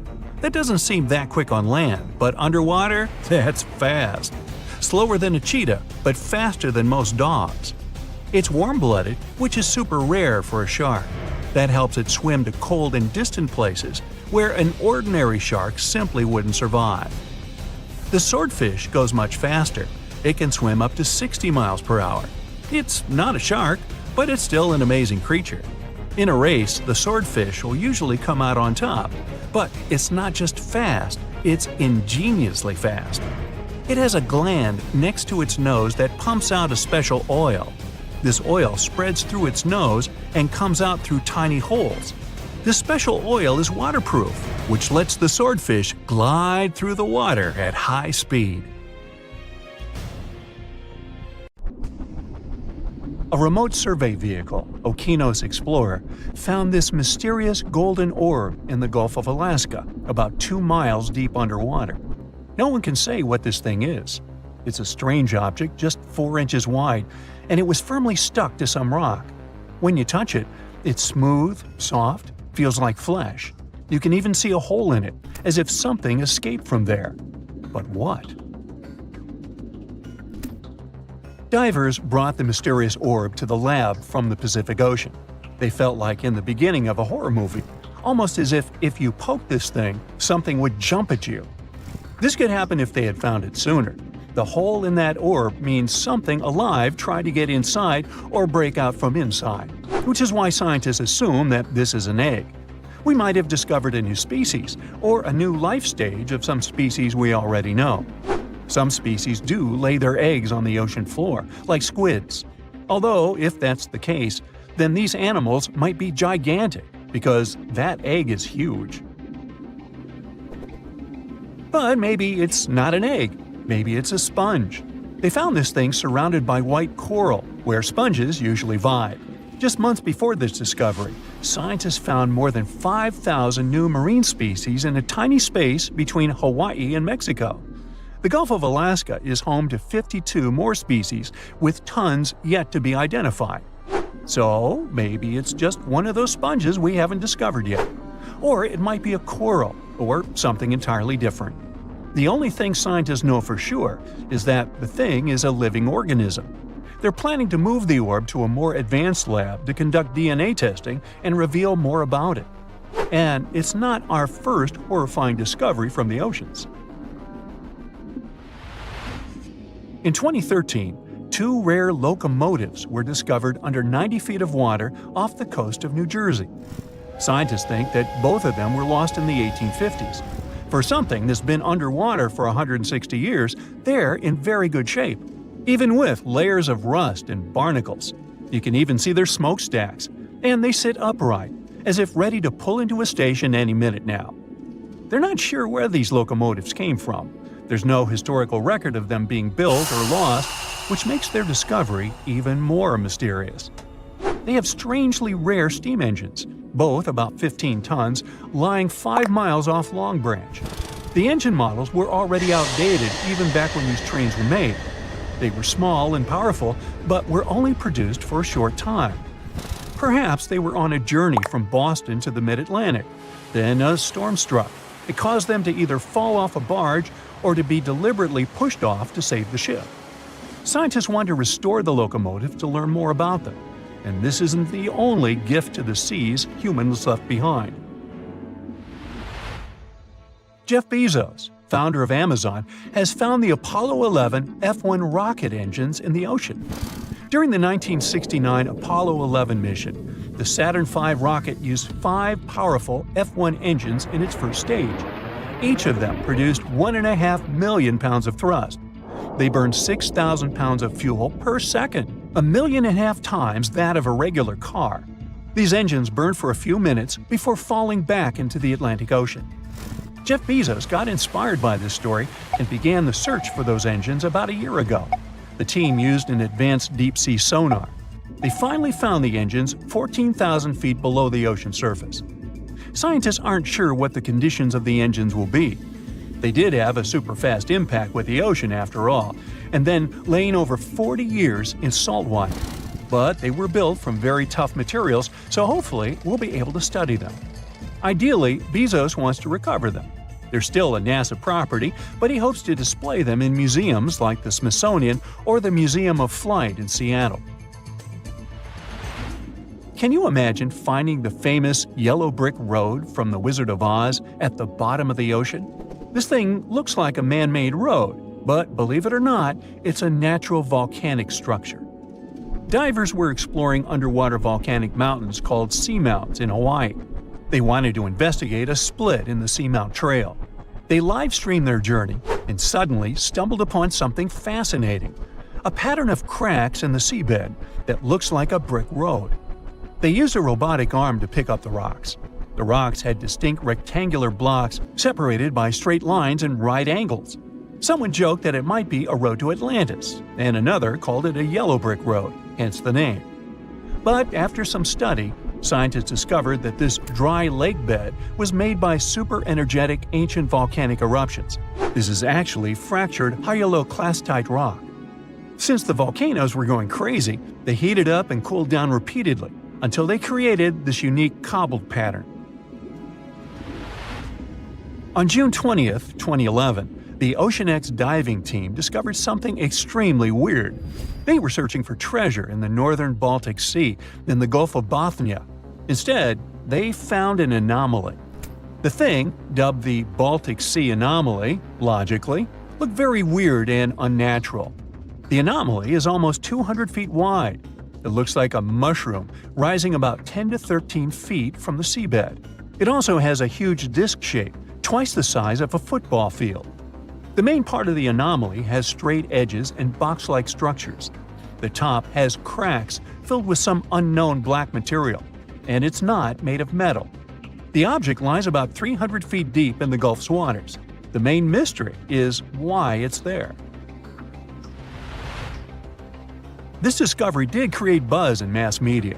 Some people started saying that it might be a sunken extraterrestrial ship, the remains of Atlantis, or a portal to another world. These claims got even more support when we found weird pavement-like platforms surrounding the object. It kind of looks like a staircase. And on top of that, explorers reported that their electrical equipment, like sonar instruments and satellite phones, malfunctioned near the thing. And it's not even some random reports. Researchers from different institutes said that as well. But scientists think that this is most likely a natural geological formation, even if it doesn't look like it. Although they can't really explain what that formation is supposed to be. They have many theories. It could be linked to human evolution, a glacial deposit from the Ice Age, a result of volcanic activity, and so on. Maybe it's even the remnants of an asteroid that landed on the seafloor thousands of years ago. But none of these theories explain why electronic equipment stops working near it. Who knows? Maybe we'll learn the truth someday. But how about technologies that came to us from the distant past? This strange thing is often called the first known analog computer. It's called the Antikythera mechanism. We discovered the mechanisms in 1901 near the Greek island of Antikythera. It might be from around 87 BCE. They found it in a shipwreck, in incredibly good shape for being so old. The thing was super complex. Machines of similar complexity didn't appear anywhere in the world until the 14th century. There was also a mysterious lump. When they separated into multiple fragments, they found inscriptions inside. They were hard to read because of all the corrosion, but when they deciphered it with X-ray, they discovered that these were the instructions, telling how exactly to use it. Wow, what a gift to archaeologists! So, it turns out the mechanism was made to predict astronomical positions and eclipses decades ahead. Ancient scientists used this computer to track the 4-year cycle of athletic games, similar to the ancient Olympics. The mechanism had a very intricate structure of 37 bronze gears that tracked the movements of celestial objects. But at least here, we know that these things were made by humans, right? Get ready, because one of the Pacific Ocean's most active volcanoes might blow any minute now.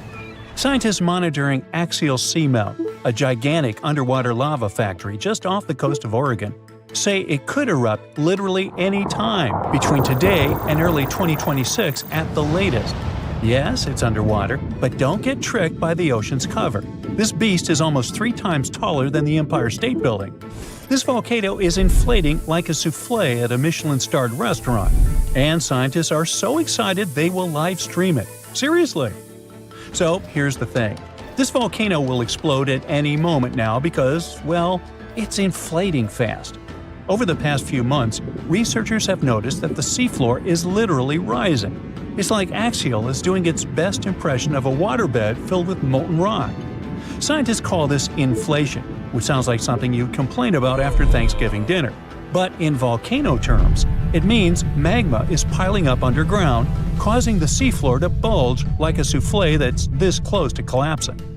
Now, an underwater volcanic eruption might not sound so exotic. After all, most volcanic activity on Earth happens under the sea. Believe it or not, there are more than 1 million submarine volcanoes quietly churning lava beneath the waves as you watch this. The ocean floor is Earth's biggest volcanic hotspot. What makes axial seamount so thrilling is that it's under intense scientific surveillance, unlike any other underwater volcano. It's like the star player in a volcanic reality show, with a network of ocean-bottom instruments giving researchers real-time updates on magma movements, seismic tremors, and crust deformation. In fact, Axial Seamount hosts the world's first-ever underwater volcanic laboratory. Scientists have been keeping a constant eye on it since the 1990s, when they installed sensors that now relay live data straight from the seafloor. This kind of monitoring is unheard of elsewhere and has turned Axial into a geological celebrity, one whose behavior we can track with remarkable precision. Besides, Axial is hilariously predictable. It erupts roughly every decade, and right on cue, it's gearing up for another performance. By mid-2024, it had inflated to nearly the same level as before its last eruption, which means the countdown is on.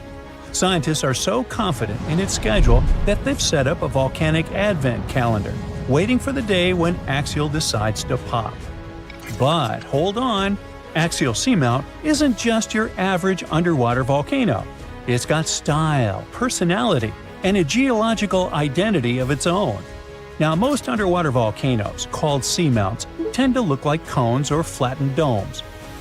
Axial laughs in the face of tradition with its unfashionably rectangular caldera, a 2-by-5-mile crater that looks like it was designed by a geologist with a ruler and a grudge against curves. Most volcanoes opt for the classic circular look, but Axial, it went full avant-garde. This caldera is punctuated by fissures, vents, lava channels, and mysterious dome-like structures that rise hundreds of feet high. It's like the volcano's wearing a funky geometrical crown instead of the usual rounded hat. What's more, Axial's location is like prime real estate for geological fireworks. It sits right where 2 major forces collide, literally. First, it's on the Juan de Fuca Ridge, an underwater mountain range formed where 2 tectonic plates are slowly pulling apart, like a zipper being undone. Second, it's perched atop the Cobb Hotspot, a deep mantle plume that acts like Earth's sneaky magma espresso machine, pumping molten rock from deep inside the planet and fueling a whole chain of seamounts. To put it plainly, it's like the tectonic plates are reluctant dance partners, sliding away from each other, while the Cobb Hotspot acts as the DJ, turning up the heat and keeping the magma party going. This dual influence creates a complex plumbing system inside the volcano, with magma chambers filling, draining, and shifting in ways scientists are still trying to decode. The competition between the spreading plates and upwelling magma is what gives Axial its unique geological fingerprint, and it's also why this volcano keeps surprising us. Now, we said that Axial Summit isn't just a crater. The truth is that inside, the action gets even weirder and cooler, well, hotter, but you get it. Axial hosts black smoker hydrothermal vents, which blasts superheated water at temperatures exceeding 700 degrees Fahrenheit. This is no ordinary underwater hot tub. These vents create one of Earth's most extreme environments, where bizarre creatures thrive in total darkness and scalding heat. Giant tube worms, crabs, colonies of bacteria, and even octopuses live off the mineral-rich plumes that gush from these vents, forming ecosystems completely independent from sunlight and photosynthesis. It's like an alien world beneath the waves, thriving off the volcano's fiery breath. These vent communities are crucial to science, not just because they're strange, but because they may resemble the earliest ecosystems on Earth. Some researchers believe life on our planet may have originated in similar deep-sea hydrothermal environments billions of years ago. Studying them could also help us search for life on icy moons, like Europa and Enceladus, where similar vents might exist beneath their frozen surfaces. When axial erupts, it's like a natural reset button for these communities. The lava wipes everything out, but within months, life comes roaring back. Proof that even in the most hostile environments, real estate is always in demand. For those worrying about tsunamis or coastal disasters, relax. Axial eruptions are the underwater equivalent of a slow cooker. The immense water pressure keeps things chill, well, scalding, but not explosive. So the worst thing that happens is some lava decorates the seafloor, and a few crabs have to find new vents to squat in. This means no massive ash clouds or explosive blasts that could reach the surface. Instead, lava oozes out and spreads across the seafloor, sometimes traveling for miles. But for scientists, this eruption is the golden ticket. Understanding axial patterns could help predict eruptions elsewhere, even on land. Plus, its bizarre ecosystems offer clues about how life might survive on other planets. Not bad for a volcano that mostly just sits around looking rectangular. Still, the volcano's activity can be heard in the form of thousands of small earthquakes every day. Thousands! As if the volcano itself was groaning and creaking, preparing to burst open. Again, we won't feel a thing, but at least they'll help scientists track the magma's movements and the volcano's eruptive cycle. Now, one of the coolest parts of this story is that scientists are preparing to live-stream Axial's next eruption for the first time ever.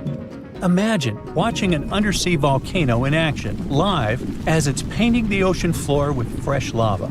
It's like a front-row seat to a natural fireworks display, thousands of feet beneath the waves.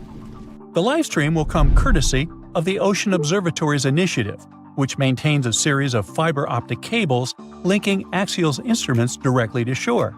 It's the Wi-Fi of the deep sea, and it's about to broadcast molten rock in HD. And there's another twist. Scientists have noticed a curious pattern in Axial's eruptions. All three of its most recent eruptions, in 1998, 2011, and 2015, happened between January and April, the months when Earth starts moving away from the Sun. So why? Well, it might have something to do with the Moon's gravitational pull. The Moon's orbit causes ocean tides to rise and fall, which changes the pressure on the seafloor and could help nudge the magma chamber to its breaking point. I guess the Moon isn't just a romantic light in the night sky. It might be the ultimate volcanic whisperer. So, one thing's for sure, when Axial goes, it'll be the best documented underwater eruption in history. So, keep your eyes peeled. This is one natural spectacle you won't want to miss. And who knows, if we're lucky, we might even get deep-sea eruption ASMR out of the deal. Now, if you'll excuse me, I'll be refreshing the live feed like it's a Taylor Swift ticket sale. Well, this eerie Lake Huron discovery may be that it possibly contains the remnants of an entire civilization. Whoa, wait, sounds like Atlantis, right? Well, not exactly. But if there really had been an ancient underwater civilization here, it must have been a pretty advanced one. Around 10,000 years ago, two sharp glassy flakes broke off a stone tool and landed on the ground unnoticed. They stayed buried there for thousands of years, until 2013. Then scientists pulled up a small chunk of mud, about the size of a milk carton, from the bottom of Lake Huron, 100 feet underwater. Inside the mud, They found those same two flakes made of obsidian, a shiny black volcanic glass that forms when lava cools quickly. After careful testing, they realized these flakes came from Central Oregon, which is quite a distance, about 2,500 miles away. They found this prehistoric Great Lakes site on the Alpena-Amberley Ridge, an underwater landform that once connected what's now Michigan and Ontario. Back then, it was dry land. Early humans used it to build traps for animals like caribou as the Ice Age faded and the Great Lakes began to form. Now, obsidian was the high-tech material of ancient times. It's super sharp and perfect for making tools. If you study the flakes carefully, it's obvious that humans made them. You can see where they struck them and the feathered edges that come from being carefully chipped. That means people were not only crafting tools here, but they also had access to obsidian that came from incredibly far away. It was likely possible through a huge trade network that spanned across the continent. For over 100 years, people have guessed that ancient societies might have existed beneath the Great Lakes, but no one had proof. That's why work on this submerged archaeological site is so important. A team of researchers has been trying to learn more about the 10,000-year-old ruins and the civilization that left them behind for over a decade now. Lake Huron's icy water acted like a time capsule that helped preserve things for thousands of years. So far, researchers have found not only unique stone tools, but also ancient trees with roots still intact and underwater peat bogs that preserved seeds and leaves. It was like an Ice Age version of Pompeii, a scene frozen in time. These discoveries are also helping scientists create new technologies and ways to do underwater archaeology. They've engaged sonars, underwater robots, and divers so far. Now, it's pretty cool that the tools they found on the Alpena-Amberley Ridge were way smaller than other tools from the same era found nearby. That might mean a different group of people lived here, and they had their own unique way of life. Even the peat bogs they found, which are about 9,500 years old, hold secrets. They're full of pine needles, seeds, and leaves that could reveal what the environment was like back then. Usually stuff like this breaks down quickly on land, but the cold freshwater preserved it. The Michigan team is working with scientists in Cambridge, England, to extract DNA from the remains. If it works, it could finally confirm what animals lived there, and maybe even more. There are still years of discovery on this prehistoric Great Lakes site ahead. Another famous submerged archaeological site is the lost city of Pavlo-Petri. Archaeologists think it is the oldest sunken city in the world they've found and made official so far. Pavlo-Petri is around 5,000 years old. That means it existed even before the legendary Greek heroes in Homer's stories. Scientists first spotted it way back in 1904, and then mostly forgot about it until 1967, when Nicholas Fleming rediscovered it. He described it as a Bronze Age city now lying under about 10 to 13 feet of water. A year later, he returned with a team of scientists to study the ruins. Over 6 weeks, using just hand tapes and a basic grid, they managed to map out the city. They found that it covered almost 1,000 feet by 500 feet and had at least 15 buildings, courtyards, 5 streets, 2 tombs, and around 37 small stone graves. They also found signs that the ruins continued onto the nearby island of Pavlo-Petri itself. They dug up some amazing pottery, obsidian, and chert blades, and even a tiny bronze figurine that may date all the way back to 2800 BCE. Most of the buildings, though, came from the period between 1650 and 1180 BCE. Then scientists left the site alone again until 2009, when a super team of researchers launched a new 5-year project to really dive deep into the history of Pavlo-Petri. This time, they had digital mapping tools and better diving equipment, so they could explore and even excavate underwater. They found another 97,000 square feet of buildings, including a large hall and hidden streets. Plus, they dug up even more pottery that showed people had been living in the city from about 3000 BCE to 1100 BCE, and that the city once had a population of 500 to 2,000 people. No one knows for sure how the city ended up underwater, but many scientists think it was because of an earthquake, maybe around 1000 BCE, or even as late as 375 CE. Because it's the oldest underwater city ever found, some people even believe Pavlo Petri might have inspired the legend of Atlantis. Another contestant for the Atlantis title lies near Japan.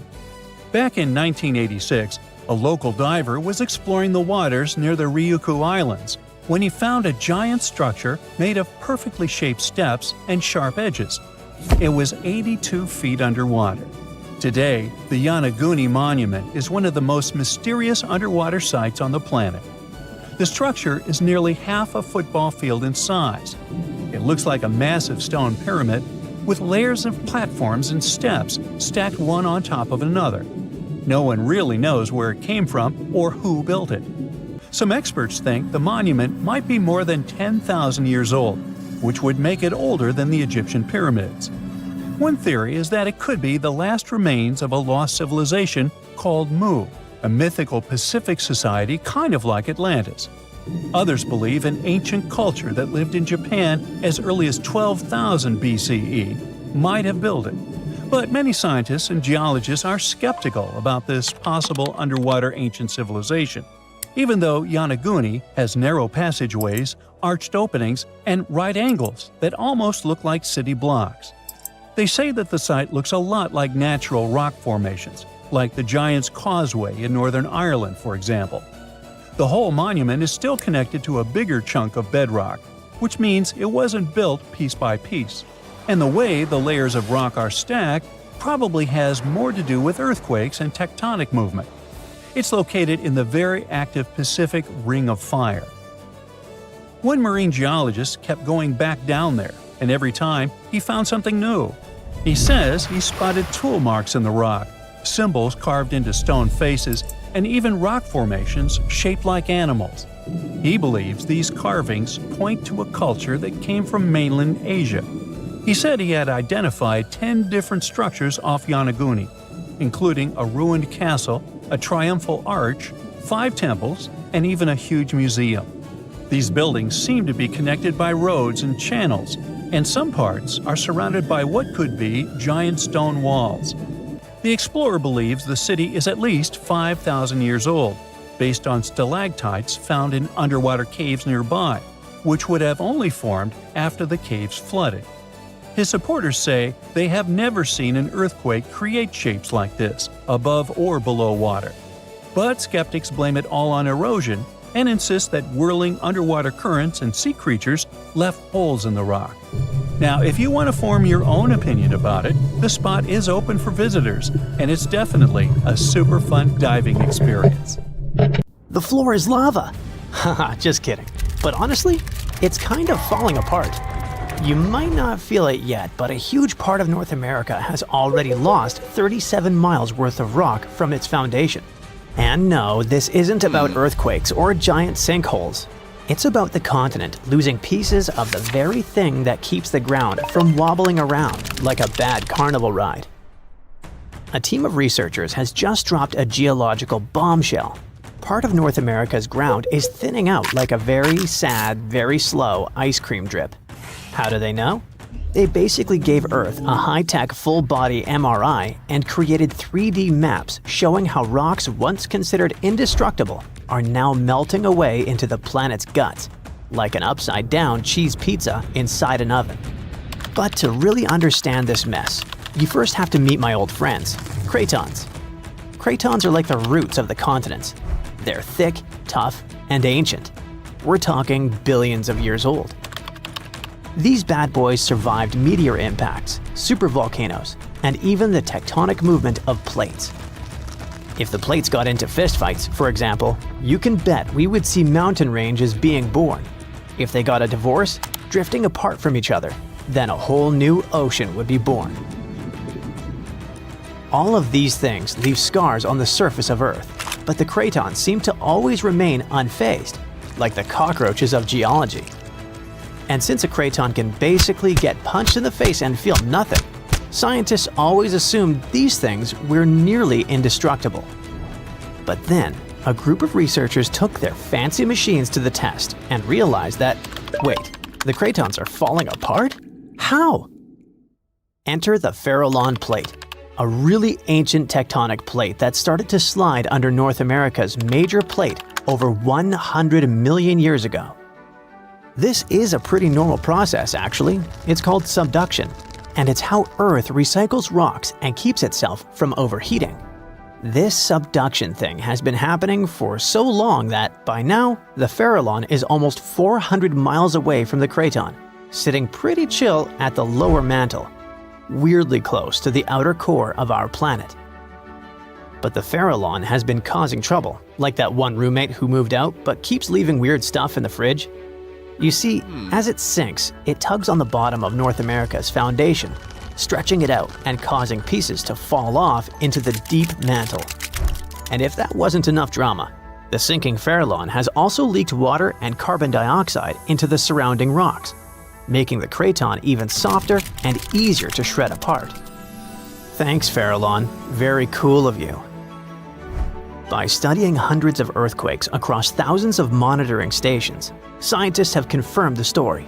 Big chunks of continental material are dripping downward, thinning the craton by as much as 37 miles. That's more missing rocks than can fit into a milk carton. Sounds dramatic, right? But don't worry. This is happening at a snail's pace. It'll take millions of years for anything noticeable to happen. Your great-great-great-great few grandkids from the distant future might still be standing on solid ground. But don't get too comfy. This thing may not be an urgent problem, but there's another type of sinking that's happening faster than you can say, "Help." Here's the thing. By 2050, at least 32 major cities in the US, including New York, Baltimore, and Charleston, could be partially underwater. And guess what? This one is mostly our fault. Scientists noticed that since 2007, some cities have been sinking into the ground between 0.04 and 0.08 inches every year. Charleston, in South Carolina, is pulling ahead in the worst way possible, sinking 0.15 inches annually. Sure, these numbers sound tiny and a bit ridiculous, but Charleston is barely 9 feet above sea level, and a little sinking goes a long way when the ocean is breathing down your neck. On really bad flood days, people there have to abandon their cars and basically swim home. This whole phenomenon is called land subsidence, and when you mix sinking land with rising sea levels, you get a disaster cocktail of flooded streets, salty farmland, ghost forests, and a lot of very cranky homeowners. And it doesn't stop with just homes. Infrastructure like bridges, roads, airports, and power plants, all things we rely on daily, are also at risk of serious damage. Flooded electrical grids and sunken highways could cause billions more in economic losses and create major safety hazards for communities. Now, let's be fair. Not everything is humanity's fault. Some of this trouble dates all the way back to the Ice Age. About 12,000 years ago, massive ice sheets covered the northern US. They were heavy, like seriously heavy. The weight pushed the land down, and when the ice melted, the ground didn't just pop back up like a trampoline. Instead, it started playing a weird game of geological seesaw. The places that were squished started rising, and the places that weren't got pulled down. This whole process, called glacial isostatic adjustment, try to say that 3 times fast. But of course, humans found a way to make it worse. Groundwater extraction is a major culprit. Think of it like pulling the stuff out of the mattress. After a while, the whole thing just sags. In places like California's Central Valley, the land is dropping by up to 8 inches a year because we keep pumping out water during droughts. In cities like New York, the problem isn't just water. Skyscrapers themselves are making it worse. Yep, turns out if you stack millions of tons of concrete and steel onto soft ground, it tends to flatten. And in case you're wondering, the total mass of New York City's buildings is around 1.68 trillion pounds. That's about the same as 3.5 million statues of liberty piled up. With so much weight concentrated over a relatively small area, the underlying soils have no choice but to compress over time. And if you thought it couldn't get messier, think again. We've been building dams, which stop rivers from delivering fresh sediment to coastal areas. That sediment is kind of like Mother Nature's way of fluffing the ground back up. Without it, coastal lands are compacting like an old sponge. Plus, when wetlands are drained for agriculture or construction, the peaty soil dries out and collapses. Honestly, it's like the ground just can't catch a break. Scientists also noticed that the areas that used to be lush wetlands are now among the fastest sinking spots in the country, especially along the Gulf Coast. Louisiana, for example, is losing about a football field of land because of this mix of subsidence and rising seas. So what's the end game here for us regular people who just want to live above sea level? Well, it's not looking great. Ghost forests, which are basically drowned woodlands, are popping up. Farmland is turning salty and unusable. And even sunny day flooding, where streets flood without any rain, is becoming a thing. Yikes! Meanwhile, over on the West Coast, California is not exactly winning either. San Francisco and Los Angeles are both sinking, which means that rising sea levels could hit them twice as hard and twice as fast. In some places like the Palos Verdes Peninsula, the ground has been sinking so fast, people over there might as well live like moles. So, is America turning into the next Atlantis? Probably not next week, but without serious action, like cutting back on groundwater pumping and planning smarter cities, at least 500,000 people are in serious danger. And the housing damage could easily rack up a jaw-dropping $109 billion by 2050. In the end, while North America isn't about to sink like a poorly made souffle, it's definitely showing some cracks in the crust. So maybe let's ease up on groundwater pumping, rethink how and where we build, and invest a little more in keeping our feet dry. After all, if the floor really does become lava someday, we're gonna wish we had at least fixed the leaks first. Giant vase-like sponges, otherworldly jellyfish, segmented worms covered with bristles, and large octopuses are the newest Antarctica discovery. Scientists found them after a giant iceberg had broken away, and it turned out to be a treasury of ancient life under ice. In January 2025, a huge iceberg the size of Chicago, called A84, broke off from Antarctica's George VI ice shelf, which is a large ice shelf about 280 miles long, 12 to 43 miles wide, and around 820 feet thick. In the summer, which lasts from November to late February, the ice shelf melts at the surface, and meltwater ribbon lakes form. They're elongated and ribbon-like. That's how they got their name. Anyway, when the iceberg floated away, it left part of the ocean floor wide open, and it was a spot no one had ever seen before. Scientists on the research ship Falkor 2 were nearby in the Bellingshausen Sea. As soon as they heard about the iceberg, they immediately changed their plans. They understood that it was a super rare chance to check out something unknown and amazing, like lifting a rock in the forest to see what's hiding underneath. The researchers used an underwater robot named Sebastian and explored the deep sea for 8 days. They went as deep as over 4,200 feet. Down there, they found a hidden ecosystem. There were big corals and sponges literally packed with sea animals. A whole world under the ice. The researchers thought they'd find some life down there, but they didn't expect to see so much. And this underwater ancient life wasn't just surviving, it had been thriving in that harsh, icy place for a really long time. Anemones that looked like fluffy little trees, sea spiders, ice fish, octopuses. The research was live streamed to scientists from all over the world, and those live streams are actually in open access. The coolest thing was that some discovered creatures seemed to be new species. Yes, there are probably new species in Antarctica in 2025, and some might only live in this region. That's because Antarctica isn't just really far away, it's been cut off from the rest of the world for millions of years. The Antarctic circumpolar current surrounds it, like a big water moat surrounding a castle. But even if it turns out that those species are not new, the scientists have still found snails, worms with bristles, crustaceans, like tiny crabs and shrimp, and a species of the phantom jellyfish. Those are super rare and look otherworldly. Their official name is too complicated, so let's just call them the giant phantom jelly. This jellyfish is huge. Its bell, the round umbrella part on top, can be more than 3 feet wide. It has 4 long arms that trail behind it. Each one as long as 33 feet, about as long as a school bus. Scientists first caught one way back in 1899, but it took them 60 years to realize it was a totally new kind of jellyfish. The phantom jellyfish has a see-through purplish body that looks kind of ghostly.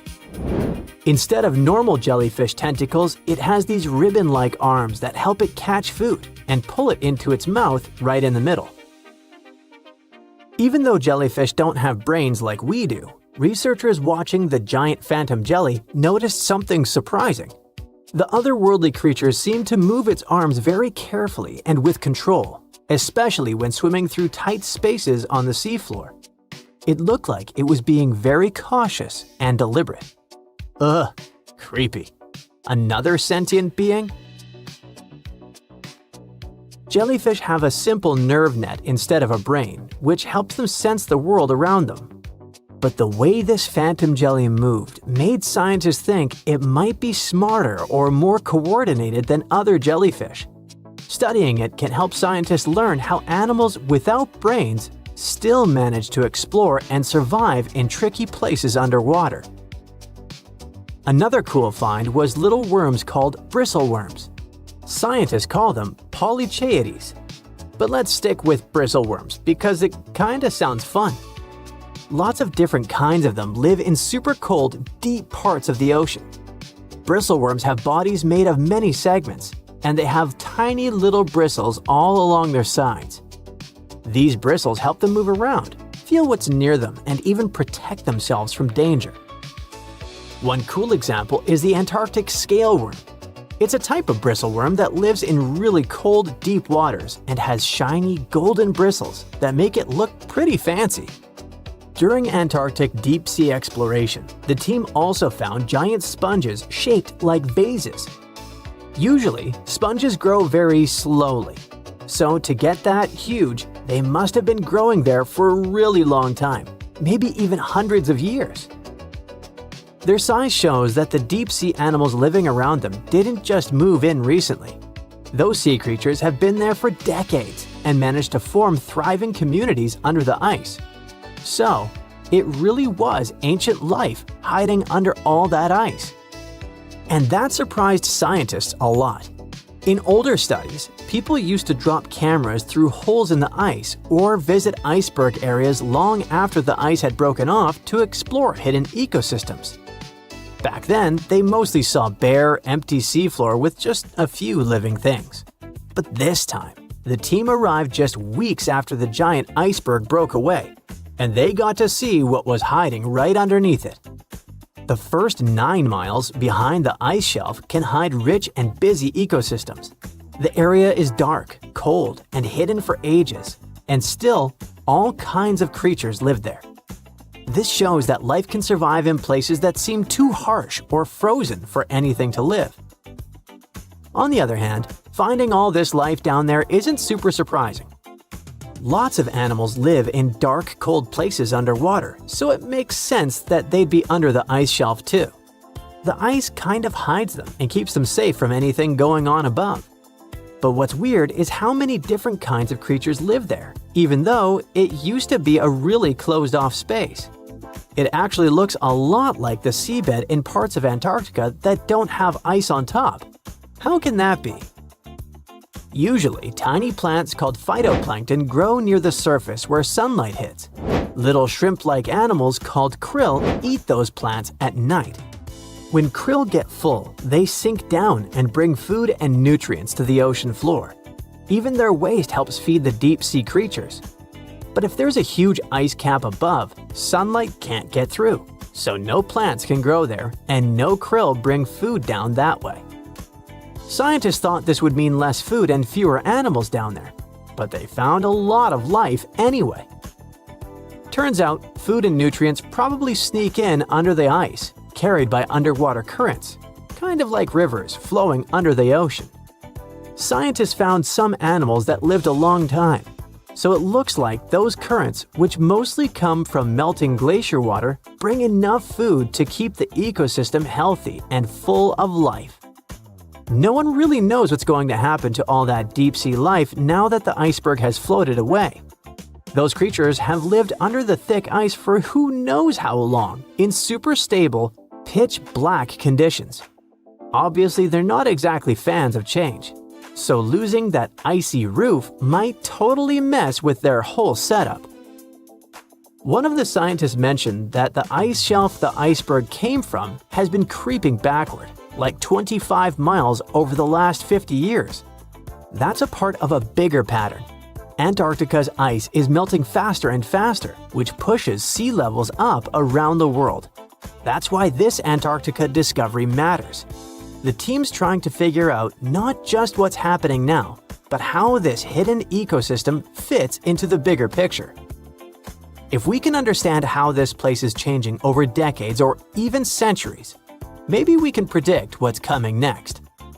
And it's pretty amazing that breaking ice can tell us so much, right? You have about $130 million. What would you do with it? Fly into space or buy an island? There are many ways you can spend this much money, but one anonymous investor used it to build an extravagant underwater city. The project is not finished yet, and a lot of people are currently working really hard to make this crazy idea come to life. If all goes well, in the near future, living under the sea may become a reality. In the past century, there was a limestone quarry near the Welsh border in England. In the 1990s, it became flooded and turned into a lake 260 feet deep. Now, there's a large construction project going on around it. Trucks transport materials and people in overalls construct huge modules that look like giant futuristic submarines. These modules are called sentinels, and they will become the buildings of a small underwater city. Builders and engineers create durable stainless steel materials that allow these houses to withstand a depth of up to 650 feet. This is the upper limit of the twilight zone, where very little sunlight penetrates. Large squid and other creatures live in this zone. Imagine waking up in an underwater hotel room and seeing a giant squid staring at you from the dark. Or even worse, you see a huge eye watching you as you wake up. This could happen if sentinels were successfully installed in the depths of the ocean. Meanwhile, let's return to our project on a small lake. The project is called Deep. Its goal is to make life underwater as comfortable as possible. Inside living modules, builders install bedrooms, kitchens, bathrooms, and observation windows. People will access them using small submarines. However, it's not as simple as calling a taxi. To live underwater, you need to train under the guidance of experienced instructors to test yourself in underwater life simulators. The cost of living there will likely be expensive, but it's worth it. At least you will be well fed. A chef will develop a special menu, and all food will be stored in vacuum-sealed bags to preserve its flavor and nutrients. It all sounds great, but there's a question. Who is financing this project? No one knows the answer. Deep is funded by a secret investor who has already spent more than $100 million. Interestingly, this is not the first attempt to create an underwater dwelling. For example, Jacques-Yves Cousteau, a famous diver explorer, first created the Conshelf 1 underwater house in 1962. This was a steel cylinder located at a depth of 30 feet, where 2 divers lived for a week. In 1970, several women also spent 14 days underwater in the Caribbean Sea at a depth of 50 feet. The aim of that project was to study human psychology in a cramped environment, similar to that of a spaceship. Unsurprisingly, that project was partly funded by NASA. Okay, we have windows overlooking marine life, delicious food, underwater parties, and solitude away from civilization. All these things sound cool, but if we put aside the fun part for a moment, is there any real benefit to it? Oh yeah, ocean exploration. Many marine biologists believe that the best way to explore the ocean is from within. Diving doesn't help much since divers are limited by time and body needs. They can stay underwater for only about an hour and a half at a time. Underwater cities could allow us to live underwater for months. But the most important thing is long-term observation of marine life in its natural habitat. In the mid-1990s, a group of researchers wanted to study the development and nutrition of corals. They brought them to the lab for testing and found out that corals reacted differently to tests in artificial environments than in the ocean. Their behavior in a laboratory setting was different from their behavior in the wild. Underwater cities could also provide work for archaeologists who study the remains of ships that have sunk throughout history. Plus, such cities could help protect us from future disasters. In the event of a catastrophe like an earthquake, tsunami, or volcanic eruption, scientists and engineers could build water-based shelters like the Sub-Biosphere 2 project to provide refuge for people. These circular structures could sink into the ocean and give shelter for up to 50 or 100 people, allowing them to wait out the disaster from a safe distance.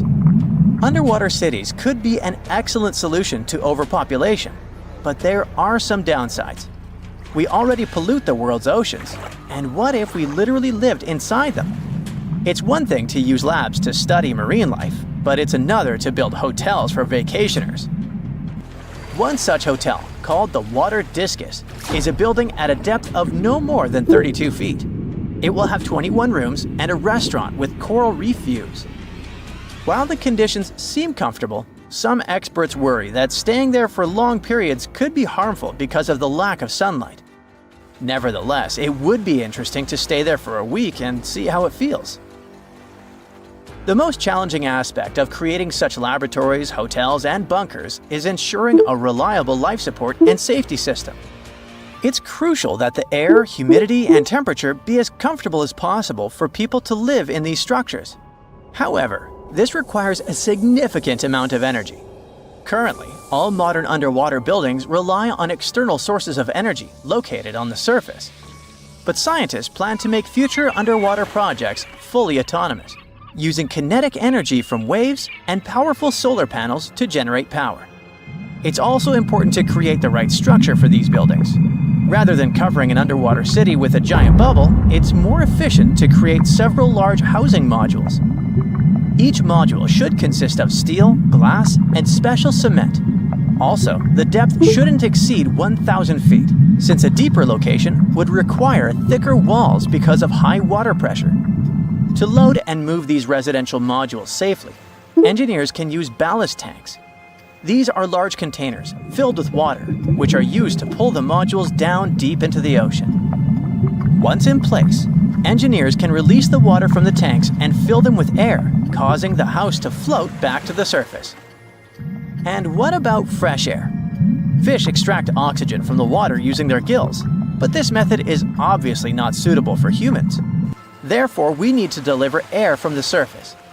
It can be piped into the city and mixed with a special substance called sodazorb, which reacts with carbon dioxide and removes it. It would be great if we could generate oxygen inside our underwater cities rather than relying on other sources. This would require farms and plants that can produce oxygen through photosynthesis. But instead of sunlight, these plants would use artificial light. If we talk about complete autonomy, people could get food from the water at any moment, put on scuba gear, a mask, and an oxygen tank, and leave the hotel through an airlock. Use harpoons and fishing nets to catch dinner. Remember to check your oxygen reserves and don't swim for too long. Frying fish in a pan won't work because of strong odors. In an underwater dwelling, air is static like in an airplane cabin, so odors become stronger. Maybe in the future, engineers will create a dedicated cooking area, but for now, you'll have to rely on canned and dehydrated food. If you get bored, go for an underwater walk. Instead of carrying oxygen tanks, use hollow tubes connecting your mask to an air source inside your home. But don't forget that you can't go too far because the length of the tube is limited. Air, food, safe construction. What else? Drinking water. In the future, scientists may create filters in these hotels that desalinate salt water. This water can be extracted from the condensation inside the hotel, as well as from human secretions. Don't be surprised. Astronauts, for example, have been using special technology to filter their liquids and turn them into drinking water for a long time. Scientists discovered the largest water reservoir in the Oregon Cascades. It's hiding underground, holding more than twice the water volume of Lake Mead. Let me specify. It contains at least 19.4 cubic miles of water, which is almost 162 trillion bottles of water. If you drank one bottle a day, it would take you around 444 billion years to finish your stock. No wonder this underground aquifer discovery is so awesome. The Cascade Mountain Range, which contains the largest aquifer on Earth, stretches about 700 miles from Northern California to British Columbia. The high Cascades in Oregon have younger volcanic rocks, around 8 million years old. The Western Cascades are much older, 45 million years. They boast deep canyons and valleys. Scientists study the transition zone between these two areas to understand how water moved through volcanic rock and how volcanic processes had evolved over time. In the process, researchers measured rock temperatures at different depths. That's when the underground aquifer discovery happened. Normally, deeper rocks should be hotter because it's closer to the Earth's interior. But to everyone's surprise, in several areas, the temperature stayed the same even at greater depths. Well, this was a strong clue that water was flowing through the rock and cooling it down. In other words, the Cascades function like a natural water tower, storing and slowly releasing water into rivers and streams. These geological water findings are important for two main reasons. First, it's our potential water source for the future. Such a massive amount of water stored underground could be an important resource. So far, we don't know how long it will remain in its current state and how resilient it's going to be to changes. So, we need more research to properly manage its use. Secondly, it affects volcanic activity. When water seeps deep underground and reaches magma, it instantly turns into steam, creating extreme pressure that can trigger explosive volcanic eruptions. Understanding how much water is stored in volcanic rock could help predict future eruptions and the risks they pose. Now, even though this discovery is exciting, there are still many unanswered questions. Like, how does this water move through the volcanic rock? Or how much of it is actually usable as a water resource? Since this underground reservoir depends on rain and snow, a series of dry years could cause big problems for both water supply and volcanic stability. Researchers are now working to understand the full impact of the Cascades volcanic water reservoir and how to manage it responsibly. But let's look closely at the geological wonder that is the Cascade Range. Picture this, a massive mountain range stretching all the way from Northern California up to British Columbia, cutting right through the middle of Oregon. That's the mountain range we're talking about. In Oregon alone, it's about 260 miles long and up to 90 miles wide, covering 17,000 square miles. Whoa, that's bigger than each of the 9 smallest US states. The coolest thing is that the Oregon part of this mountain range is basically built by volcanoes, and apparently contains at least one volcanic rock water storage. The range itself exists because of something called the Cascadia Subduction Zone, where the Juan de Fuca tectonic plate, a chunk of Earth's crust under the Pacific Ocean, is slowly getting shoved beneath North America. As it sinks, the intense heat and pressure force water out of the oceanic rock. It lowers the melting point of the surrounding mantle and creates magma. That magma rises up and fuels the Cascade volcanoes. This is part of the Ring of Fire, the giant belt of volcanoes circling the Pacific. So, in a way, The Cascades are part of a much bigger volcanic system that's constantly shifting and changing. The Oregon Cascades are actually made up of two completely different zones, the Western Cascades and the High Cascades, and they look nothing alike. The Western Cascades are the older part. They formed around 45 million years ago. These mountains are rugged and deeply carved up by rivers. Some canyons are as deep as 3,700 feet. This part of the range used to be volcanically active, but over time, erosion has taken over, reshaping the land. The High Cascades, on the other hand, are much younger and way less eroded. Around 8 million years ago, the volcanic activity shifted, and new eruptions filled in old canyons, smoothing out the landscape. Eruptions kept piling up fresh lava, and rivers in this region didn't have as much time to create deep valleys like they did in the Western Cascades. That's why if you look at the two regions side by side, one looks jagged and carved up, while the other looks smoother and more built up. Some of Oregon's most famous volcanoes are located in the High Cascades. I'm talking about Mount Hood, Mount Jefferson, the Three Sisters, and Crater Lake, which actually formed when Mount Mazama erupted and collapsed in on itself. Unlike smaller volcanoes that pop up, erupt for a bit, and disappear over a few months or years, these giant volcanic centers have been active for thousands of years. And because they've been around for so long, they have way more complex magma systems. They produce everything from basalt, which is a runny, fast-moving lava, to andesite, dacite, and rhyolite. And rhyolite is the type of magma that leads to huge explosive eruptions. So, while some of these volcanoes might just ooze lava, others have the potential for devastating blasts. Another amazing thing about these long-lived volcanoes is that their underground magma chambers stay hot for a really long time. That's why the Cascades are one of the best places to tap into geothermal energy. There's a ton of heat just sitting beneath the surface, waiting to be used. Oh, and don't forget about the Cascades volcanic water reservoir. Who knows how we will use it in the future? Now, we already know that the Cascades are part of the magnificent Ring of Fire, Earth's most explosive zone. Imagine a massive horseshoe-shaped belt wrapping around the Pacific Ocean, stretching for about 25,000 miles. It's one of the most geologically active areas on the planet.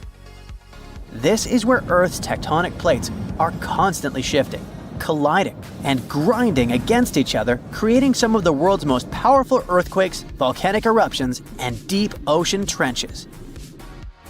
The Ring of Fire follows the meeting points of multiple tectonic plates, and they all surround the giant Pacific Plate. These plates aren't just sitting still, they're always on the move, pushing against or sliding beneath each other at their boundaries, known as fault lines. When this happens, you get everything from deep-sea trenches to towering volcanoes and violent earthquakes. One of the most extreme examples of this activity is the Mariana Trench, located east of Guam. At 7 miles deep, it's the deepest ocean trench on Earth. It was formed by a process called subduction, where one tectonic plate is forced beneath another, sinking deep into the Earth's mantle. The Mariana Trench is one of the most mysterious places on Earth. It's insanely deep, with crushing pressure and total darkness. So for a long time, people thought nothing could live down there. But it turned out that life existed even at the very bottom. In 2005, scientists found a tiny single-celled organism in the Challenger Deep, the deepest part of the Mariana Trench. They also came across colorful rocky formations and weird sea cucumbers. The Mariana Trench also has hydrothermal vents, which are basically underwater hot springs. Even though the water there is super hot and acidic, strange creatures and microscopic life forms still manage to survive there. The Ring of Fire is also responsible for 90% of the world's earthquakes. Some of the most powerful quakes in history have happened here, including the 1960 Valdivia earthquake in Chile, the strongest ever recorded, which hit a mind-boggling 9.5 on the Richter scale. But it's not just about earthquakes. The Ring of Fire is also home to about 75% of the planet's volcanoes. Some of the most famous eruptions in history have come from this region, like the infamous Mount Tambora in Indonesia. In short, the Ring of Fire is one of the most dangerous places on Earth, but it's also incredibly fascinating. Who knows what else scientists might discover in that region, like they discovered the largest water reservoir in the Cascades. Being afraid of the ocean is a very understandable fear. We have it in our genes. In the past, humans had to avoid certain dangerous situations, like big animals and deep bodies of water, in order to survive.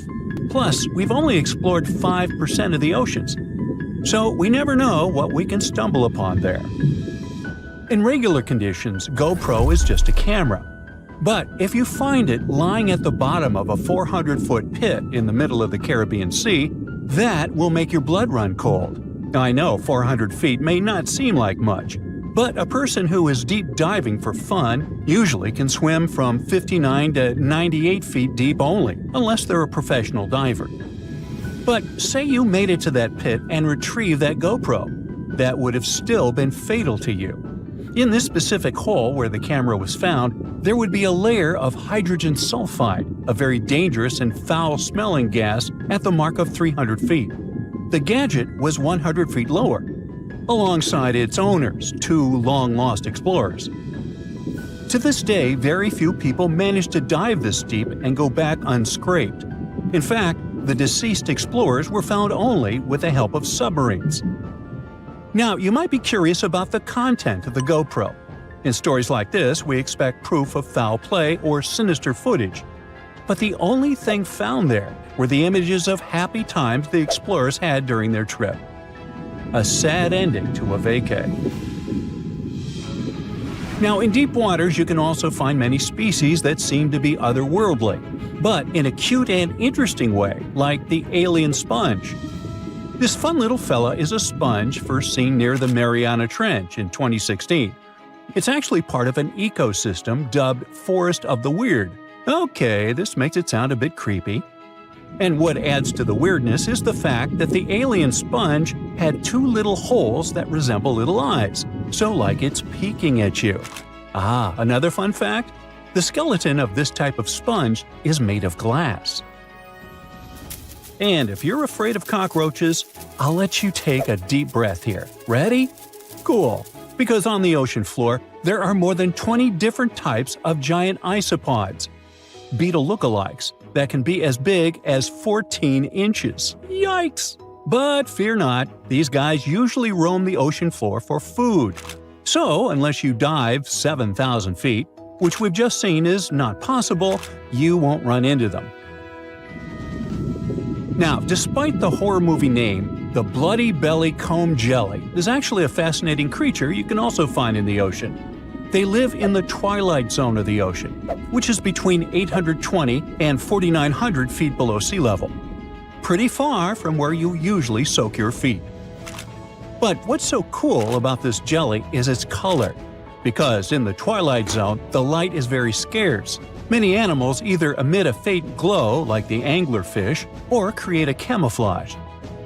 The jelly here is blood red because, in the pitch-black darkness of the ocean, other animals won't see it digesting colorful bioluminescent prey inside its stomach. Besides, the jelly has a row of combs that spark a very beautiful iridescent light. Beautiful and lethal. Humans also have their fair share of contribution to the weird fest that is the ocean floor. Depending on where you swim, you might just find parts of rocket engines used during the Apollo program. Now, when a rocket is launched into space, parts of it are dropped into the ocean where it runs out of propellant, making the rocket itself lighter. And a part of the Apollo 11 rocket engine, yes, that one that first took humans to land on the moon, was actually recovered from the ocean after more than 4 decades, and you can see it at the Museum of Flight in Seattle. Not a space fan? Well, there's something for the Oregon Trail lovers too. There are 2 locomotives living their best lives, or worst, depending on your point of view, just off the coast of New Jersey. They're from the 1850s and are sitting under 90 feet of water. He probably fell off of a transportation ship during a rough storm, or were intentionally pushed over the barge so that the ship didn't sink. Most of these things can only be seen while diving, but worry not. Even if you have a lingering fear of the deep ocean, you can still find weird things by simply walking on the beach. Look at these bizarre Garfield landline phones washed away in Brittany, France. The French have been having bizarre encounters with the sarcastic orange cat since the 80s, and it took about 30 years for French farmer René Morvan to come forward with a simple explanation. A shipping container with Garfield merchandise got stranded in the sea, only to find its final resting place in a sea cave. We bet Brittany locals are still haunted by the creepy smile of that landline phone.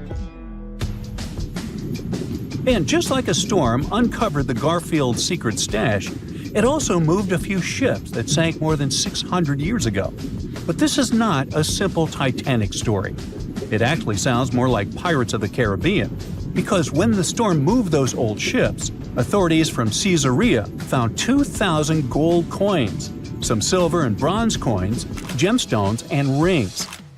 It was a bigger treasure than a dragon could hoard. But don't get your hopes up. Even though most of the underwater archaeological zones in this region are open to divers, these treasures are safely tucked away in a museum. Speaking of pirates, and I was, another weird thing you can find chillin' in the ocean is the pirate city of Port Royal, Jamaica. In 1692, the city was devastated by an earthquake, followed by a tsunami. A really bad twofer. But the good news is, you can still visit it today, well, scuba diving, that is. This is actually not the only sunken city in the world. There's also Thonis Heracleion in Egypt, which is not at the bottom of the sea per se, but at the mouth of the Nile River. There's also Baiae, a Roman town built atop a supervolcano. Now, you might be thinking Baiae had the same fate as Pompeii, but guess what? The floor actually sank and the town went down with it. So, have you ever heard of underwater crop circles? Back in 1995, divers in Japan spotted perfectly round circles formed in the sand. They were 6 feet in diameter and looked like those crop circles from sci-fi movies. Scientists simply couldn't figure out what or who did it until they caught the culprit red-handed, a tiny male pufferfish only 4 inches long. This little guy uses its body and fins to draw circles and squiggles and decorates his creation with seashells and corals. It takes the fish about a week to do so. All this hard work is part of a mating ritual, and if a female pufferfish likes the art, she will lay her eggs there, right in the center. The circular design of the underwater crop circle actually channels fresh water to the middle of the circle, the ideal scenario for the eggs to develop. And guess what? After she lays the eggs, the female pufferfish leaves, and it's the male that tends the eggs. But just in case fishes are not your thing, we can also offer you a cargo of rubber duckies, turtles, beavers, and frogs, 28,000 of them to be exact. These bath toys were traveling from China to the US, but much like our friend Garfield, were caught in a storm in 1992. From the North Pacific, our friendly duckies and beavers made their way to the UK by 2007. But some were bolder and traveled to Australia, Indonesia, Chile, Hawaii, and even Alaska. Now, have you ever seen a strange thing washed up by the beach? Let us know in the comments. Bye. There's nothing around, just the eternal, endless whiteness of Greenland's snow and cold winds blowing into your face. Nothing hints at the impending catastrophe. You take another step and freeze in horror. An abyss is spreading at your feet, bottomless and dark. If you had made a bigger step, it would have swallowed you. That infamous Greenland's hole. It happened in the middle of the 2010s. A group of geologists were scanning the surface of Greenland's Hiawatha Glacier using radar when they spotted something very, very strange. It was a giant pit, more than 980 feet deep and almost 20 miles wide. That's big enough to fit inside Washington, D.C. or Paris. After staring at their radars for quite a while and scratching their heads, researchers decided to find out what could have made such a huge hole. Could it have been good old erosion? A raging volcano? An asteroid impact? A giant sandworm? Ugh, I might have gone a bit overboard with this worm idea, but you never know with these ancient glaciers. Anyway, in our case, one mystery seemed to lead to another, which had been puzzling scientists for decades. And to solve both of them, scientists needed something super common, but at the same time very important: quartz, one of the most abundant materials in Earth's crust. But before we dig deeper into this topic, let's make a small detour and talk about a pretty bizarre phenomenon called the Younger Dryas event. To see what it was like, we need to go deep into the past, as far back as 12,900 to 11,600 years ago. During that period, the planet became much colder, especially in Europe and North America. Now, let's talk a bit more about that weird climate change in the Northern Hemisphere. There are a few theories. One that involves a change in currents in the Atlantic Ocean. Another speaks about something large kicking tons of dust into the air and effectively blocking sunlight. The two most popular and likely hypotheses mention a volcanic eruption and an asteroid impact. Indeed, there was a volcanic eruption on the territory of modern-day Germany at around the right time. But there's also a probability that a space object struck the planet during this period too. And now let's get back to the hole scientists found in Greenland. When NASA's Ice Bridge program and Germany's Alfred Wegener Institute discovered it, it seemed they had finally found the reason for the Younger Dryas event. But was it really an asteroid that created that impressive pit and caused temperatures to drop all over the Northern Hemisphere? To test this theory, the researchers needed quartz. The thing is, in its pure form, quartz has a very simple structure. It's made from interlocking silicon-oxygen tetrahedra. Efficient and so pretty. Just look at these six-sided prismatic crystals. Since its structure is so simple and the components are so common, you can find quartz almost in any rock on the planet. At one point, magic happens. Larger rocks erode away, pushing out tiny bits of quartz sand. The scientists exploring the mysterious pit gathered the quartz sand that had been washed out from underneath the glacier. It was like looking at the rocks at the very bottom of the hole without having to actually get all the way down there. Very handy. So while examining the material, they discovered quartz grains with the telltale signs of terrible catastrophe. They had PDFs all over them. No, I'm not talking about the document format. PDFs stand for planar deformation features, and they look like lines etched into the crystal surface. These lines are a sign that you're holding shocked quartz. It forms under immense pressure, when the internal crystals are pushed out of alignment.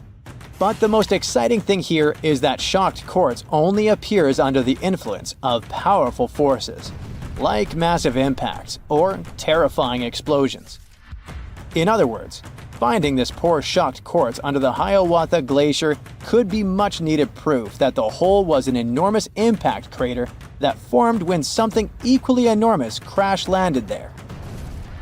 Based on the size of the crater, this space object probably was a bit more than a mile across, which is twice the height of the Burj Khalifa Tower in Dubai. A meteorite that big would have looked 3 times as bright as the sun when traveling across the sky, and it would have hit Earth with an immense force. The impact would have been so great it'd have vaporized rock and thrown debris for hundreds of miles away. The sky would have filled with dust. It would have dimmed the sun and led to a temperature drop all over the planet. And guess what? The last part about decreasing temperatures got the researchers super excited, because it opened up a possibility that the impact could have been connected to the Younger Dryas event. To prove this idea, scientists decided to use quartz again. They examined it more closely, trying to date the impact. Well, they were in for an even greater shock. The Hiawatha crater turned out to be not 12,000, but 58 million years old. On the other hand, the researchers were disappointed that they hadn't been able to confirm their theory. The crater couldn't explain the Younger Dryas cold snap, but on the other hand, it was still an amazing discovery. Now, get ready for one final twist to this story, and it revolves around quartz again.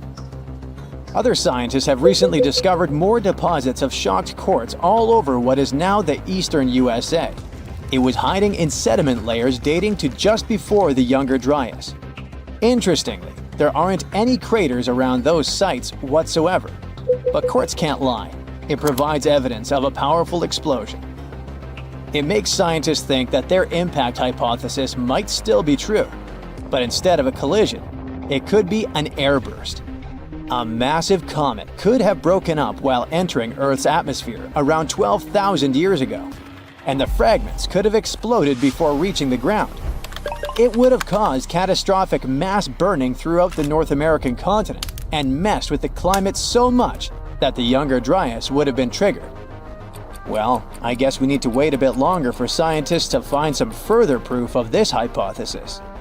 But it doesn't mean we don't have any more curious phenomena to explore in Greenland. Take these fascinating holes.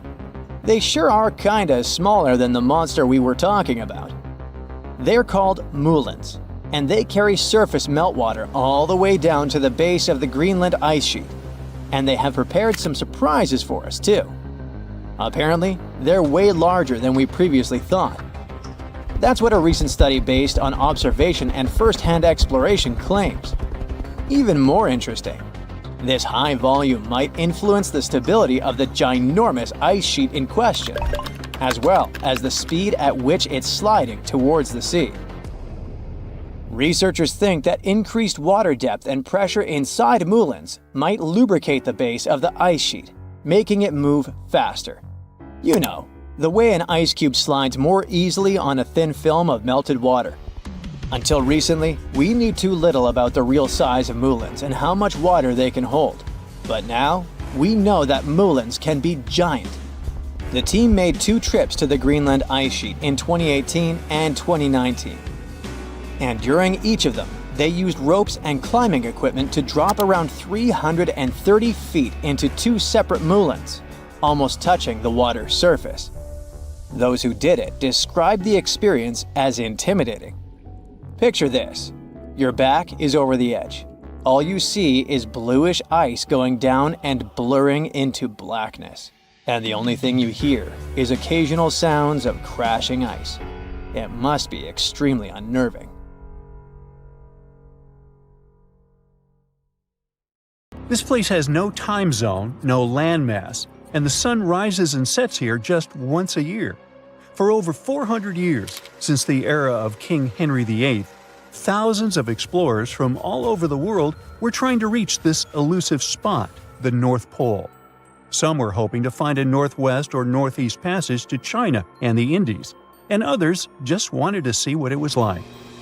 In 1773, the British Royal Navy organized the first scientific expedition to the North Pole. Constantine Phipps volunteered to lead the mission. It was difficult for the 2 ships to move through thick ice, and they had to be towed using smaller boats. At some point, Phipps was ready to leave the ships as they saw a completely frozen sea. But in the end, they broke free from the ice and escaped into the open sea to return home without reaching the goal. In 1882, American explorer James Booth Lockwood managed to get closer to the goal than anyone else. By that time, at least 750 people in 42 expeditions had lost their lives trying to make it to the pole. On the 7th of September, 1909, the New York Times came out with a sensational front page. Peary discovers the North Pole after 8 trials in 23 years. Robert E. Peary, an American explorer, claimed to have reached the North Pole in April of the same year. But communication back then was slower than now, so the message had only reached New York by September. A week before the famous headline, the New York Herald had published its own front-page sensation. The North Pole is discovered by Dr. Frederick A. Cook. Cook, another American explorer, had vanished into the Arctic for over a year and had everyone convinced he reached the pole in April 1908, a whole year before Peary. It was tricky to provide evidence any of them had actually reached the goal back then. Their goal was constantly moving on sea ice, unlike the South Pole on steady land, so they couldn't just leave a flag or some other proof there. A travel diary full of details of the journey, including daily distances, the position of the stars, and the like, would probably do as evidence.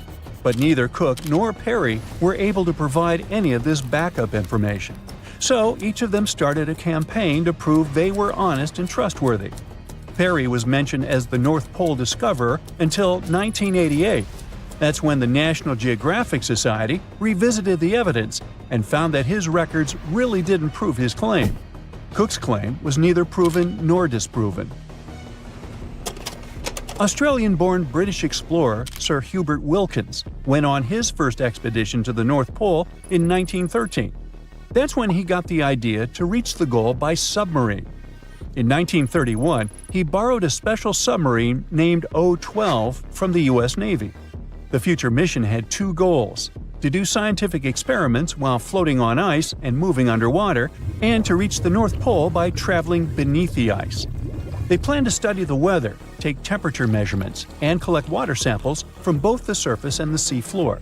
The submarine Sir Hubert used was brought to a shipyard in New Jersey to be modified.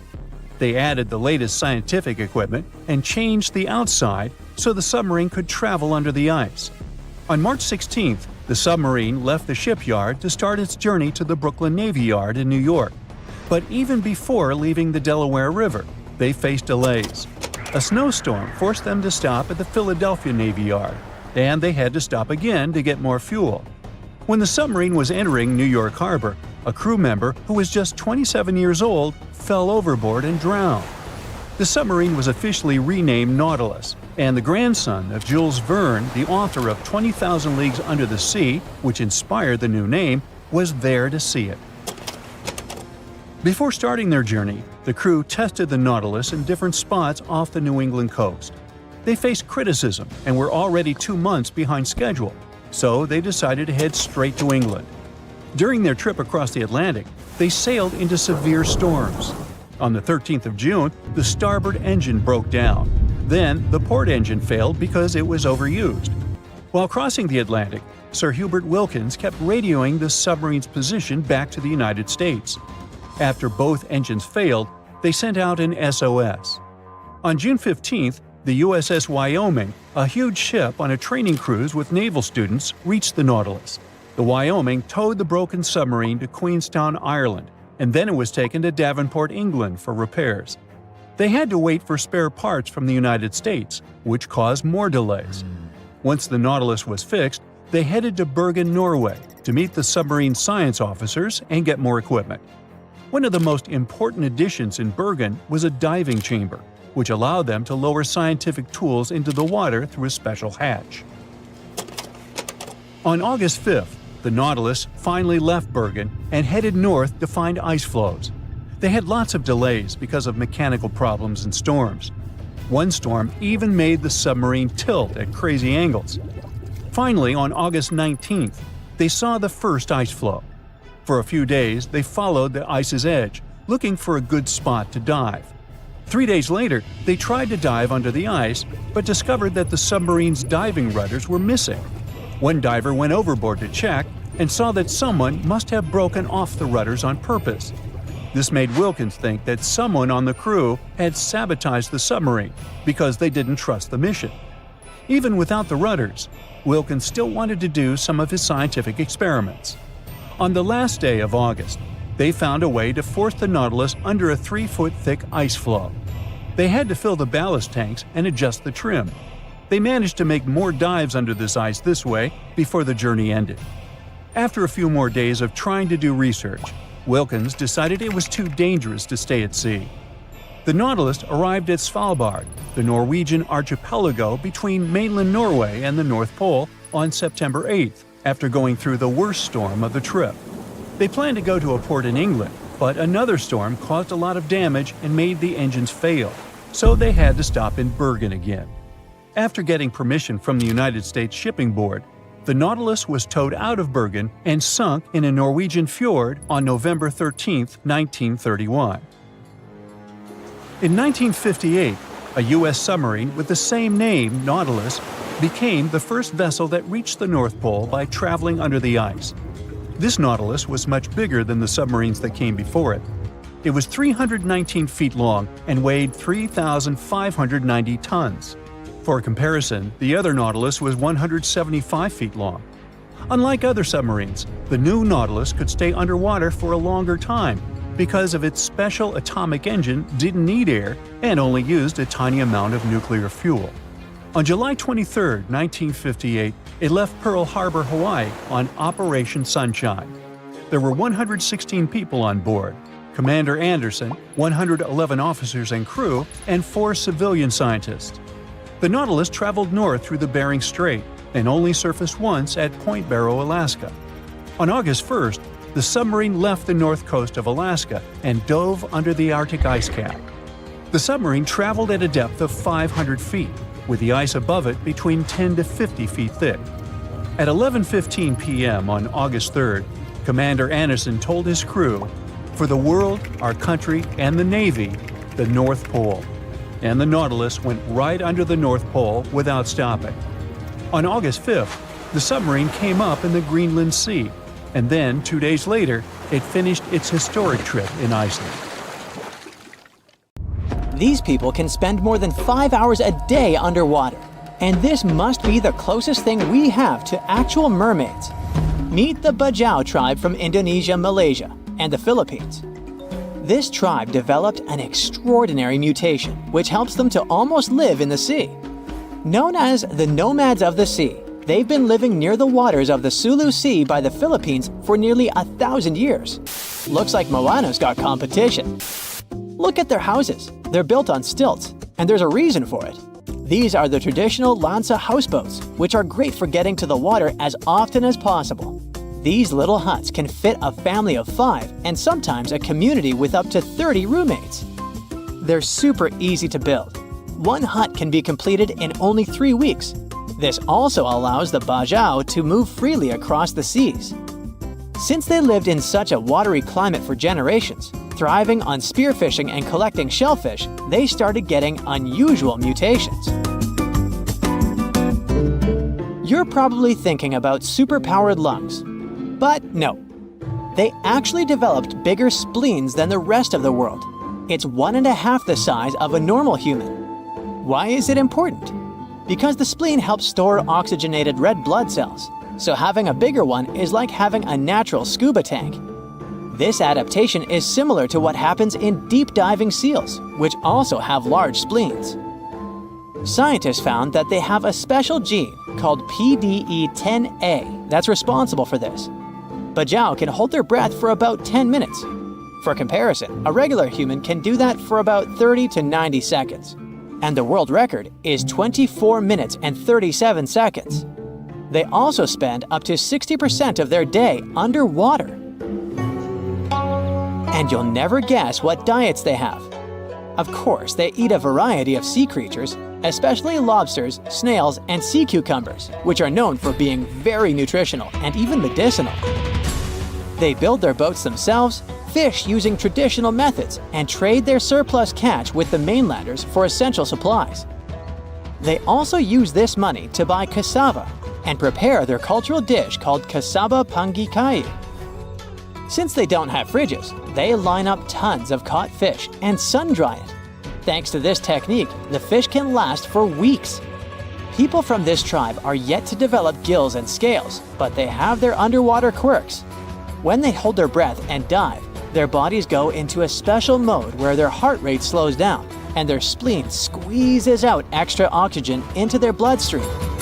Usually, Bajau uses traditional wooden goggles and weighted belts. They also have incredible freediving skills. They've conquered depths of over 230 feet. They start learning how to swim at about 8 years of age, or even younger. At the same time, they learn to hunt and survive in general. The Bajau people also make their own sunscreen. It's an everyday sunscreen called Borak Buas. It's mostly based on turmeric and rice powder, and women use it to protect their skin from the strong sun rays. It's a simple and cheap way to protect beauty, so it's especially popular among unmarried Bajau women who want to attract a potential spouse. But it's not all smooth sailing. In the 1950s, the Malaysian government put the bajau in a pretty difficult legal position. After living for centuries as unrestricted nomads, now they have to carefully navigate its journeys across national borders and bureaucratic hurdles. This means that they're not fully stateless, but they're not officially recognized citizens of any country. Today, only a few hundred bajau families live near Semporna, Malaysia, but it's getting harder to live such a life. The resources are scarce, and recently, some new restrictions appeared on cutting trees for boat repairs.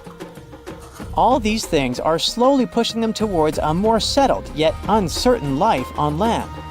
They're forced to resettle in places like the Bangau settlement, but without citizenship, they essentially have no formal rights for things like getting jobs or education.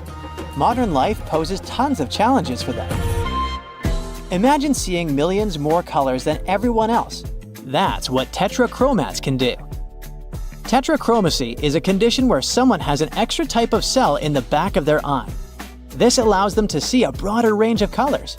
If an average healthy person sees about 10 million, then tetrachromats might see 100 million. The extra cone enhances their ability to differentiate between subtle shades that others might not notice. This mutation requires 2 X chromosomes, so it actually happens to women. And it's not like this is a super rare thing either. The study says that about 12% of women possess this unique condition, and that's a huge number. Most tetrachromats don't even know they have this super vision. They might not realize they're seeing more colors than an average person. This makes spotting tetrachromats and studying them kinda tricky. And since scientists themselves usually can't see more than about 10 million colors, it's also pretty hard to test people for this condition. But they think that, like with X-Men, after some special training, tetrachromats might unlock the full potential of their ultra abilities. Marfan syndrome is a genetic condition that affects the body's connective tissues, making them more elastic. This can make you unusually tall, have elongated limbs, and often be extremely flexible. And some people use this as an advantage in their careers. Javier Botet was diagnosed with Marfan syndrome at a young age, but he made a name for himself in the horror film industry. He can contort his body in such an eerie and unsettling way that this has landed him roles in numerous films such as Mama, The Conjuring 2, It, and Slender Man. But Marfan syndrome is a spectrum disorder. While some people with the condition can live relatively normal lives, others may face serious health issues. Do you sometimes wish that there was less sleep so you'd have more time? Well, some of us got that blessing. While most adults need 7 to 9 hours of sleep each night, some people can function well on only 4 or 6 hours. This genetic mutation, found in a gene called DEC2, actually influences many different species, not only humans. For example, it also works on mice and fruit flies. DEC2 helps regulate circadian rhythms, the natural biological clock. This mutation affects the production of orexin, which is a hormone involved in wakefulness and maintaining the sleep-wake cycle. Basically, it helps release morning hormones earlier than usual and fades away before dawn. They discovered this gene in a family of natural short sleepers. It was a bunch of people who go to bed at a normal time, 11 p.m. to midnight, but wake up at 5 in the morning without any issue. It's a super rare mutation. It might sound like something out of a comic book, but humans can actually have super strength. Turns out, some accidental mutations can unleash titanic strength without any crazy workout routines. There are 2 proteins in our body, myostatin and activin A, that usually are secreted by muscle cells to suppress excessive growth. In other words, these 2 help regulate the size and number of your muscle cells, so you don't end up accidentally looking like Schwarzenegger. But as you can guess, some do end up like that. People with this genetic condition don't produce these proteins. Without hitting the gym, they can naturally grow their muscles extraordinarily large, resulting in super strength. It's called myostatin-related muscle hypertrophy. Sounds kinda dangerous, right? And it is. When you become a Superman, there's also the risk of muscle imbalance, heart and joint issues, and other problems. Check out the cool map of New Orleans, USA. See those bold gray lines around the city? Those are levees, keeping the city safe from the red flood coming in from Lake Maurepas, Lake Salvador, and Little Lake. Without those levees, New Orleans would be in big trouble with rising sea levels. Even with the levees, the damage looks pretty bad. The Biloxi and Jean Lafitte Wildlife Preserve look like they're almost underwater on the map. New Orleans is not the only city in the US that's at risk of going underwater. The city of Savannah is located right in the middle of Hurricane Central. But even without Mother Nature's fury, the place is facing some serious sea level rise. The Savannah River to the north and the Ogeechee River to the south might both overflow into the surrounding marshland. And that's not even the worst part. By 2050, there may be massive floods every year that will make history books look boring. Sorry to break it to you, but Miami is on the line too. The Sunshine State is shelling out around $4 billion to stop things from getting worse, especially in Miami Beach, a hotspot for tourists. As of now, over 1,200 houses are at risk of flooding. The Big Apple is also getting hit with more and more crazy floods. In November 2021, they even had their first ever flash flood emergency. But still, the city is not ready for it at all. Even the Statue of Liberty, one of the most famous spots in NYC, got messed up in Hurricane Sandy. Now with sea levels rising, Lady Liberty is in danger once again. Tabasco, Mexico is no stranger to flooding, thanks to its coastal location on the Gulf of Mexico. This low, flat state is covered in wetlands and forests and already deals with seasonal floods. But with sea levels rising, it could eventually be completely taken over by water. This would put at risk some seriously important things, like the Mayan ruins of Malpasito and Comacalco and Tabasco sauce. The sauce comes from Louisiana. Jokes aside, it's not just Tabasco. Parts of the Yucatan Peninsula and Baja California are also at risk from rising sea levels. Panama City is also in trouble. Apparently, the super trendy Casco Viejo and the swanky Costa del Este hood might get submerged in 2050, when Pedro Arias de Avila first founded it. Fun fact, it was the first European settlement on the Pacific coast. The 17th and 18th century forts on the Caribbean side are also in danger. According to Climate Central, they might get washed away by rising sea levels. Even UNESCO has had them on its risk list since 2012. Some more sad news. The Bahamas is going to be hit hard by rising sea levels. I mean, Hurricane Dorian was already a huge bummer in 2019. And now, they're saying most of Grand Bahama, Nassau, Abaco, and Spanish Wells could go underwater by 2050 due to various reasons. Amsterdam. The Netherlands is one of the Low Countries for a reason. The city and its buddies Rotterdam and Den Haag sit low and close to the North Sea. You gotta hand it to the Dutch though. They know how to handle the water and keep it at bay with high-tech flood defenses. With sea levels constantly on the rise, it looks like their impressive system of dikes, dams, barriers, levees, and floodgates is going to get even more crucial in the future. Still, despite all the effort, some experts are afraid that the Venice of the North might go underwater by 2030. Well, this one is not something you would expect, but still. Venice is sinking by 2 millimeters every year, and the sea levels are rising. This means that the city is getting flooded more often, and it's only going to get worse because of climate change. Just like New Orleans, Venice has a flood defense system, but as the crisis gets worse, it's going to be harder and more expensive to keep it going. Even worse, beautiful St. Mark's Basilica has already been hit hard by flooding. They tried to introduce a flood barrier system, but even that didn't work out perfectly. In 2020, the flood barrier was not used and St. Mark's Square got majorly damaged. Looks like even when we try to prevent the effects of climate change, things don't always go according to plan. In London, rising sea levels are causing more flooding along the Thames estuary, and it's not looking good. Areas along the River Thames are especially at risk, putting iconic buildings like the Tower of London and the House of Parliament, as well as cultural hotspots like the Tate Modern and Shakespeare's Globe in jeopardy. And the British Museum? It has so much precious stuff, even Gollum would be jealous. We just can't let it go underwater. During your next Euro trip, make sure to add Bruges in Belgium to your list. Chances are you won't see it if you skip it this time. The thing is, it's also in danger of getting flooded. Bruges is now a UNESCO World Heritage Site, so we really hope they can protect it from any potential floods. Plus, it has a lot of nice local specialties we don't want to lose. You may not know it, but Andalusia in Spain is home to Western Europe's oldest city, Cadiz. It's been around for over 3,000 years thanks to the Phoenicians.